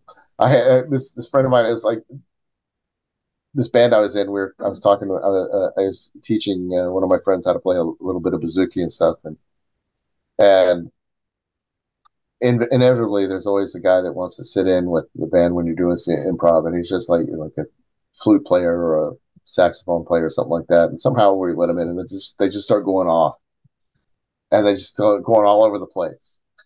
And it doesn't mesh at all. Yeah, it doesn't work. It just like, and they think, I said, "What are you doing?" He says, "Well, I'm improving." I said, "Yeah, it's not how that works."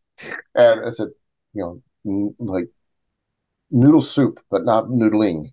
It's like you have to have a certain recipe. You're going to do something. You have to stay within the bounds, or it won't make sense. Otherwise, you're just blowing the horn and going all over the place. If I had to make a comparison, it'd be like speaking in tongues and actually understanding each other when you're speaking a different language with each other. It's like that works, yeah. Speaking in tongues is it's just chaos. It's just chaos. And then in improvisation, it's intuition, it's listening to the other people and then responding. It's back and forth, and so in the spiritual life, it's the same thing in some ways. You have to have intuition. You have the dogmas to keep you within your bounds, discernment, and all that. Yeah, but you also you learn the intuition. You learn how to listen to others and respond back and forth. And it becomes a dialogue rather than a showing off. And then you create music together, or you create a conversation together, or you create unity within the brotherhood. People talking together rather than going against something or just going off crazy. And so in seminary, we had a great professor who used to do oral exams. We just sit down and talk, and you'd have to cover, like, within the discussion, you have to cover the ideas. And that sounds fun. He was like, he was from Minnesota. He had a great accent. He says, "So, Father," I was a deacon at the time. He says, "Tell me about dogma." And I said, "Okay, well, you ever been to the Grand Canyon?" "Yeah, where are we going with this, Father?" "Well, those railings they have at the edge and stuff like that." I said, "Yes, that's dogma." I was like, "Okay, where are you going with that?" I said, "It's a big park, right? You can go all over the place. You can do this, you can rafting, you can do this, you can ride donkeys, you can do this, all sorts of stuff. There's a big park, you can go all over the place. You just can't go over that edge, because you go over that fence, you're in a dangerous zone and you could fall." I said, "Okay, I'll accept that." So those railings at the parks, that's dogma. And in the same way, if you're looking at music, those modes, that's the dogma. You can go all over the place within reason, and logic. You can't just like, but you don't go over into another mode unless everybody agrees to. It's like, but you stay within that mode, and that gives you a lot of freedom, but it also fences you in a bit That in a makes a positive ton of way. sense. Yeah. So that's Yeah. that's what the dogmas are. They're not. It's not rules that are trying to like control people. They're there to actually protect you or to keep the music going right. So that's kind of the way I look at that. That's where music has helped me in some ways. It's helped me with um, being able to listen and be intuitive, but also stay within certain bounds. You want to look at it that way. Yeah. I mean, it's like I can speak to that with experience because I've never seen a bazooka band do a song for Zebekiko or a Citatelli that sounds the same twice. It That's just how it goes. There's Yeah, always some wiggle room. So yeah. Well, I'm gonna finally hit you with the big one, and you may not be too happy with me for this one, but you got to tell me who's your favorite saint, what's their story, and why are they important to you? I don't have a favorite saint.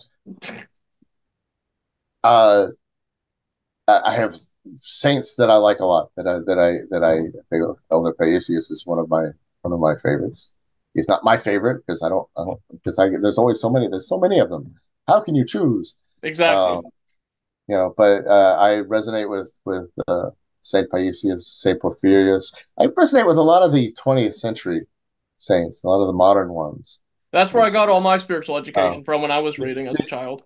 yeah, because they in some ways it's because they speak so simply. They're not trying to be overly. I can over intellectualize stuff for forever. I can overthink things and stuff like that. But for me, sometimes um, just being very simple, well, like the airplane, don't give it a place to land. You know, to me that speaks to me because it calms me. It gives me a way of looking at things from a simple perspective. Like it doesn't have to be all this complicated. Like Saint Silouan, the Athonite, Saint Paisius, they didn't have huge educations, but when you read them, even though they're using very simple language, and then you read like Saint Basil or Saint one of the great saints from the Church Fathers, they're saying the same thing. Yeah. Just they're just because they've had the same experience, and that experience comes through in what you're reading it. When you're reading it, and you can see, they've had the same. Saint Gregory Palamas. It's like reading Saint Gregory Palamas's, regular writings in the Philokalia or in the Triads. It's like your head spinning. Then you read his sermons, and it's like very pastoral, and it's like, okay, this is good. So I like the idea of these guys. I knew they knew what they're talking about, but they also had very simple language too. So Saint Gregory Palamas, I love Saint Gregory Palamas. Hmm. Um, um, he was one of the people that got me into the church in some way that I was interested in. My middle name is Gregory, same day as Saint Philip. So when I was brought into the church, they brought me in as Philip Dash Gregory. I was Philip Gregory until I was ordained. Just And your other Saint patron is the Apostle Philip, correct? Yeah, the Apostle Okay. Philip and Saint Gregory Palamas, same feast day. So I thought this is cool. My mom named me Philip Gregory, so I'd have the same initials as my dad. But she said, we named you after the Apostle Philip because we knew it was a good Bible name. Gregory, we gave you Gregory because you'd have the same initials as your dad. So anything he had that was engraved, you could get. But it was kind of a weird way of looking at That's it. still kind of cool, but Uh, it coincidentally, non-coincidentally ended up working yeah, out in the end. yeah. So And it was, and when I was searching for churches, I did bump into some of Saint Gregory Palamas's writings and stuff like that. Um, you know, and I was like, oh, this is cool stuff. What do you know? Wow. Again, I didn't know Christianity had this kind of stuff in it. So, yeah. yeah, So, and then to find out that Saint Philip and Saint Gregory had the same feast day, I was like, okay, I'm going to take that as my name. So there, I have both of them as were my patron saints coming into the church. Um, so, I mean, but it's the complexity of the beauty of the thought of Saint Gregory, but also reading his sermons, how he's much more pastoral and less like less you know, Yeah. Woo! But He wrote my favorite sermon, which is his praise of Saint John the Evangelist. It's hmm, absolutely beautiful. I'll have to read that. I haven't read that one, but I have to read that. Oh, it's I haven't, I stunning. haven't, I haven't, I haven't read all of them, but I do have a copy of his sermons. But and again, then the 20th century guys that are so simple but so powerful in their witness, like Saint Paisius. Not a big eventful life. You know, it's not one of those like great story. I mean, he didn't. I mean, he lived through the war. He fought was in the as a radio operator in the Greek Civil War. One more Um, Greek guy who's a fountain of yeah, grace. Yeah. yeah, yeah. But I mean, that's something right there that he went through. But as a radio operator and all. But that's not like didn't have any big conversion experience as far as that. He was just loved God, went through the church and just stuck with it and wanted to become a monk and became a monk and boom, you know, it's like He wrote my favorite book, The Guru, the Young Man, and Other Paisios. That's I what love that that book. I yeah. love that book. That was Um, the one that really inspired me when I was younger to yeah, start taking faith seriously. yeah. That was a good book. That was a very good book. I love that book.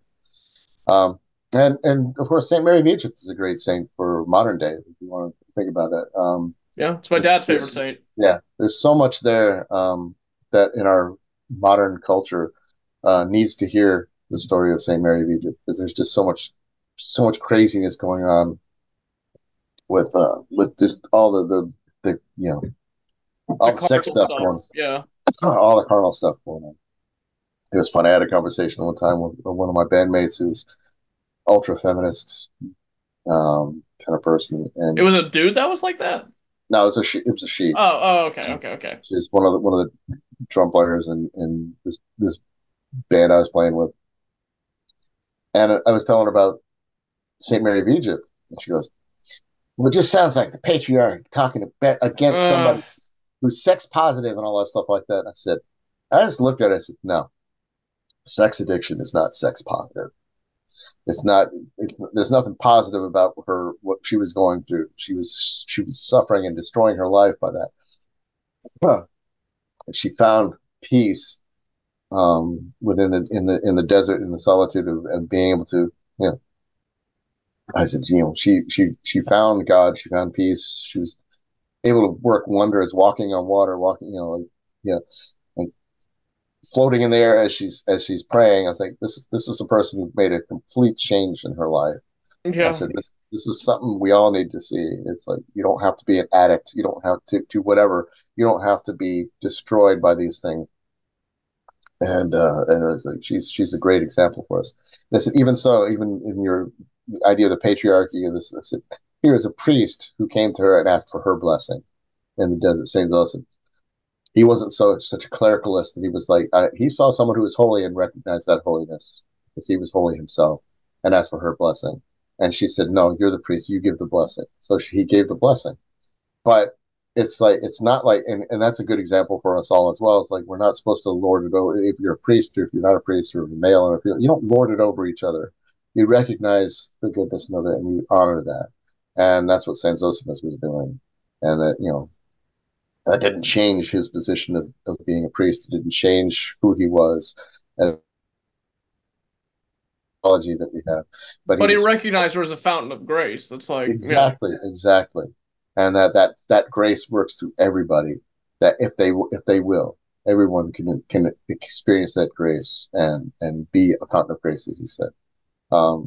Whether you're ordained or not, that's whether this whole deaconess thing going on. Cause like you don't, you know, we don't need to get. That's a topic for another Yeah, time. yeah, we don't need to get into that. But I'm saying the thing is, you don't need to be ordained or you don't need to have some sort of title or some sort of thing to be holy. Yeah. And that's what we're supposed to be striving for more than anything else is holiness. Being a part of the clergy doesn't make you isn't a prerequisite for sainthood. So yeah. No, no. So Yeah, amen to that. And see, that's something else I wanted to ask you. It's like, what do you say to people who have the demons of lust and sins of the flesh and carnality like so dug into them in an ideological way that they're like, oh well, sleeping around is body positive, or like abstinence from it is like oppression, patriarchy, whatever. Like how do you I guess bring them out and to tell them, hey, experientially, if you stop doing that and participate in the life of the church and take care of your soul, you're going to feel better than you ever knew you could on the inside. Like, you know what I mean? Yeah, I basically say something like that. I don't really meet that many people that are so stuck into that. Except that one woman I was telling about. I said, look, Saint Mary of Egypt was not living body positivity. She was not living. She was a slave to her To the wrong impulses. master. Yeah. Yeah, she was a slave to her own body in that sense. She had no will. She had lost her will. She had lost her true autonomy, or not autonomy. Her lost her agency. I said a person who can actually control those things gains agency, but also if they're aligned with God, then they gain agency, and then they gain the entire universe. It's like um, Yeah. it's not that God wants to hurt people or control them or to like. My favorite scripture is in Luke. It says, "Fear not, little flock. It is the Father's good pleasure to give you the kingdom." And that says everything right there. That's the entire gospel in that one line. As God is not against us. He's not trying to force us into everything that God has told us to do is for our good. And if we do what God wants us to do in that sense, or try to live the life that God wants us to live in alignment with His will, He doesn't just say, good boy, and pat us on the head. He gives us the entire kingdom. He makes us co heirs with His Son Christ. We become one with Christ. The entire kingdom is ours as well. We become heirs with Him. That's what I tell people who are stuck in this. I said, That's deep. I mean, and yeah. The other part of it is that God is always flowing out that gift. It's just our ability to receive it. That's kind of the blockage. That's why I said earlier the laser tag thing. That's how I kind of yeah. get that around to people. But Well, I talk about, like, even when people talk about, like, God sending people to hell, I said, God doesn't send people to hell. We send ourselves to hell. And what is hell? The love, as St. Isaac the Syrian and others say, the love of God are the fires of hell. And they said, how can that be? And I said, well, let me tell you about my banjo string of hell, the banjo string theory of salvation. And you can do it on a banjo string because the head I gotta resonates hear more. this. You can hear it better. I said, when you're tuning a banjo or any string instrument, you're tuning one string to the other. When you get it in tune, the other string before you even hit it will start resonating or vibrating at the same frequency. So say you're trying to do the B string and you're B, and then the next line, if you're in tune, it will start resonating because you're trying to tune it to. If it's not, it won't. And you can actually do that when you have your banjo in tune. You can hit the note and you can just touch the other string, and because it has the membrane on it, you can hear it go. It stops the vibration, so people can actually physically hear what you're talking about. They don't have to see it; they can hear it. See, they're in tune. Then you put the string out of tune, and you hit the string, and you touch the string, and nothing happens. So, see, that's hell. And then you hit the two notes, and you hear how out of balance, how out of tune they are. And I said, now, even if you're a little bit off key, but still close, it's still going to resonate a little bit. So it's not that you have to be exactly like God. You can be very, very close because that's all we humans can do. But when you talk about, if you're out of tune with God, you're not going to be resonating. So his energies are going to be caustic. You're going to, instead of feeling warmth and light and joy, you're going to feel heat, and your own conscience is going to eat at you with it because you're out of tune with God. And that's one of the things. Being a musician, that's one of the ways I approach it. It's like, I like that. are you in tune with God, or are you out of tune with God? How can we tell? Let's see. Do you resonate? Are you vibrating at the same frequency, so to speak? And that's the whole idea for me of the idea of heaven and hell. Heaven is euphony or symphony. You're in tune. You're vibrating at the right. Your string is in tune with God's string. If you're out of tune, it's cacophony, an evil sound. Literally, it's not. You're not even in harmony. So there you go. Very cool. I like that. Um, And the last thing I gotta ask you is, and I'm sure there's people listening to this or going to listen to it rather that, are trying to make their way into the faith. With your experience with catechumens and like people interested in Orthodoxy, who is the saint most important for people finding their way into the church to read about or from? I'd read the Desert Fathers again. That's always just read the Desert Fathers. That's because it's little short bursts of stuff and stories that are going to resonate with their own spiritual struggles. Because those there's always that novice monk that goes off and does something crazy, and then one of the elders brings them back gently and teaches them and co-suffers with them, and then you say, yeah, that's how it's done. Especially like the story about this monk goes on business into the city and he falls in love with a pagan priest's daughter, right? And he sees this. Oh, he goes, I gotta have her. So I gotta get married. So he goes to the pagan priest and say, "Can I marry your daughter?" And he says, "Well, you're a monk. What do you mean?" He says, "Like you let me go ask my God what he says about it." So he goes to his pagan temple, and the demon speaks to him through the thing and says, "Well, he has to renounce his Christianity. And he has to renounce his monasticism." And so the priest comes back to him and says, "You have to renounce your Christianity and your monasticism, and then we'll see if you can marry my daughter." And he says, he says he'll do it. He says, "Okay, I do it. I renounce it." And the priest saw like a dove fly out of his mouth when he says this. And so Ooh. so he goes back and says, "Let me go talk to my priest now, my pagan my god." So he goes back to the temple and he comes back and he says, "The god said you still can't marry my daughter." He says, "Why is that?" He says, "Well, I don't know if you saw it, but that bird flew out of your mouth, but it's still hovering over you about 100 feet up or so. He hasn't left you. That bird hasn't left you, so you can't do it. So that and the if you can get rid of that bird, then you can." And the monk was realized it was the Holy Spirit, and he was cut to the core by this realization how what a stupid mistake he had just made. So he runs back to his monastery and he tells one of the elders, he weeping. He tells one of the elders what happened, and the guy says, "Okay, well, pray and fast for 3 weeks, and I'll do it with you. I'll pray and fast with you." And I don't think that was the important part. He's doing it with him. And so he comes back and he says, "What did you see?" And I said, "Well, I looked and I saw a bird, the dove sitting on a branch about 50 feet away." He says, "Okay, go another 3 weeks. Go pray and fast for another 3 weeks." Goes back and he says, "Where'd you see it?" He says, "Oh, it was about 10 feet above my head." I said, "Okay, go back and pray another 3 weeks." Comes back another 3 weeks. He's like, and he says, "Where is it?" He's sitting on my head. He says, "Okay, you're ready. Come back in." And he said, in that instant, the bird flew back into his mouth. And it was like, but that story is like, here, this guy had renounced everything he'd done. He did all these awful things. And the elder didn't say, "Oh, you dummy. You like, get out of here, you awful monk." No, he gently like brought him back bit by bit into the faith. And I think that's an important thing for all catechumens to realize is you're going to screw up. We're all going to screw up. We're all going to make dumb mistakes at some point, but don't give up. Don't think just because you make a really bad mistake or little mistakes or whatever it is, don't think that's the end of it. You can't come back.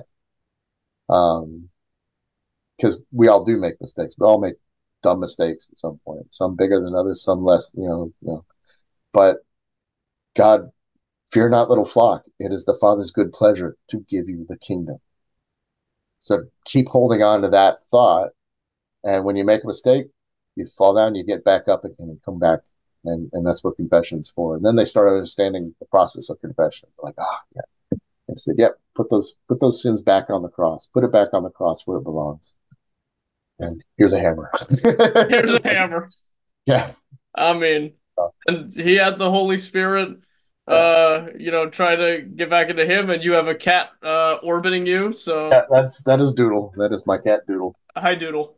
Yeah, he's a Christian cat. Oh, he's great. He likes staying up there by the cross. And Yeah. my other cat's a heathen, but I but she's um she's a sweetheart too. I But got yeah, a German Shepherd Poodle mix, and she's just joy. So yeah. In Greece, we don't pick the cats. The cats pick us. Yeah, They'll nest at some part of the house, and then we got to go. We got to come back to America. They'll just like sit yeah, there and kind of wait for us because by the time we're back, they're still there with kittens probably. So that's usually how it goes. But yeah. Father, thank you so much for taking this Thank time with you. us. Would you like to end us off with a prayer? Uh, sure. So, just very simply, through the prayers of Holy Fathers, Lord Jesus Christ, our God, have mercy upon us and save us without the mercy of God and love us mankind. Amen. Me. See, simple. Doesn't have I to be love complicated. that. Yes, that'll do the trick. Yeah, And you might be pleased to hear that you're not going to be pleased to hear about this part because I keep lying about when we're going to keep going with this, but we are doing it. It's we're doing a reading. We're doing intermediary reading episodes of Wounded by Love: The Life and Wisdom ah, of Elder Porphyrios. yeah, And I probably won't do one now between today and tomorrow because tomorrow we have Father Nick Palace coming on, so we're going to interview him about his life as a priest, translator, and the head of a family. But Father, you've been very insightful and pray for all of us as we pray for you. Thank you for the time that you've taken out to talk to us. yeah. And Thank you. yeah, we will see you all next time. God be with you. All right. God bless. Στους αιώνας των αιώνων αμήν. Σεν είναι πηγινός κοαιτία της αυτού. Απολίας ως φύση ο Θείος μου Υιός. Σιγάρ κατάκησε όλος τη αμαρτία. Και παρεδόθης τελείως τη ραφημία. Της εξαναστήσης εκείμενο. Kyrie Iisus Christe eleison, Kyrie Iisus Christe eleison, Kyrie Iisus Christe eleison, Kyrie Iisus Christe eleison, Kyrie Iisus Christe eleison, Kyrie Iisus Christe eleison, Kyrie Iisus Christe eleison, Kyrie Iisus Christe eleison, Kyrie Iisus Christe eleison, Kyrie Iisus Christe eleison, Kyrie Iisus Christe eleison, Kyrie Iisus Christe eleison, Kyrie Iisus Christe eleison, Kyrie Iisus Christe eleison, Kyrie Iisus Christe eleison, Kyrie Iisus Christe eleison, Kyrie Iisus Christe eleison.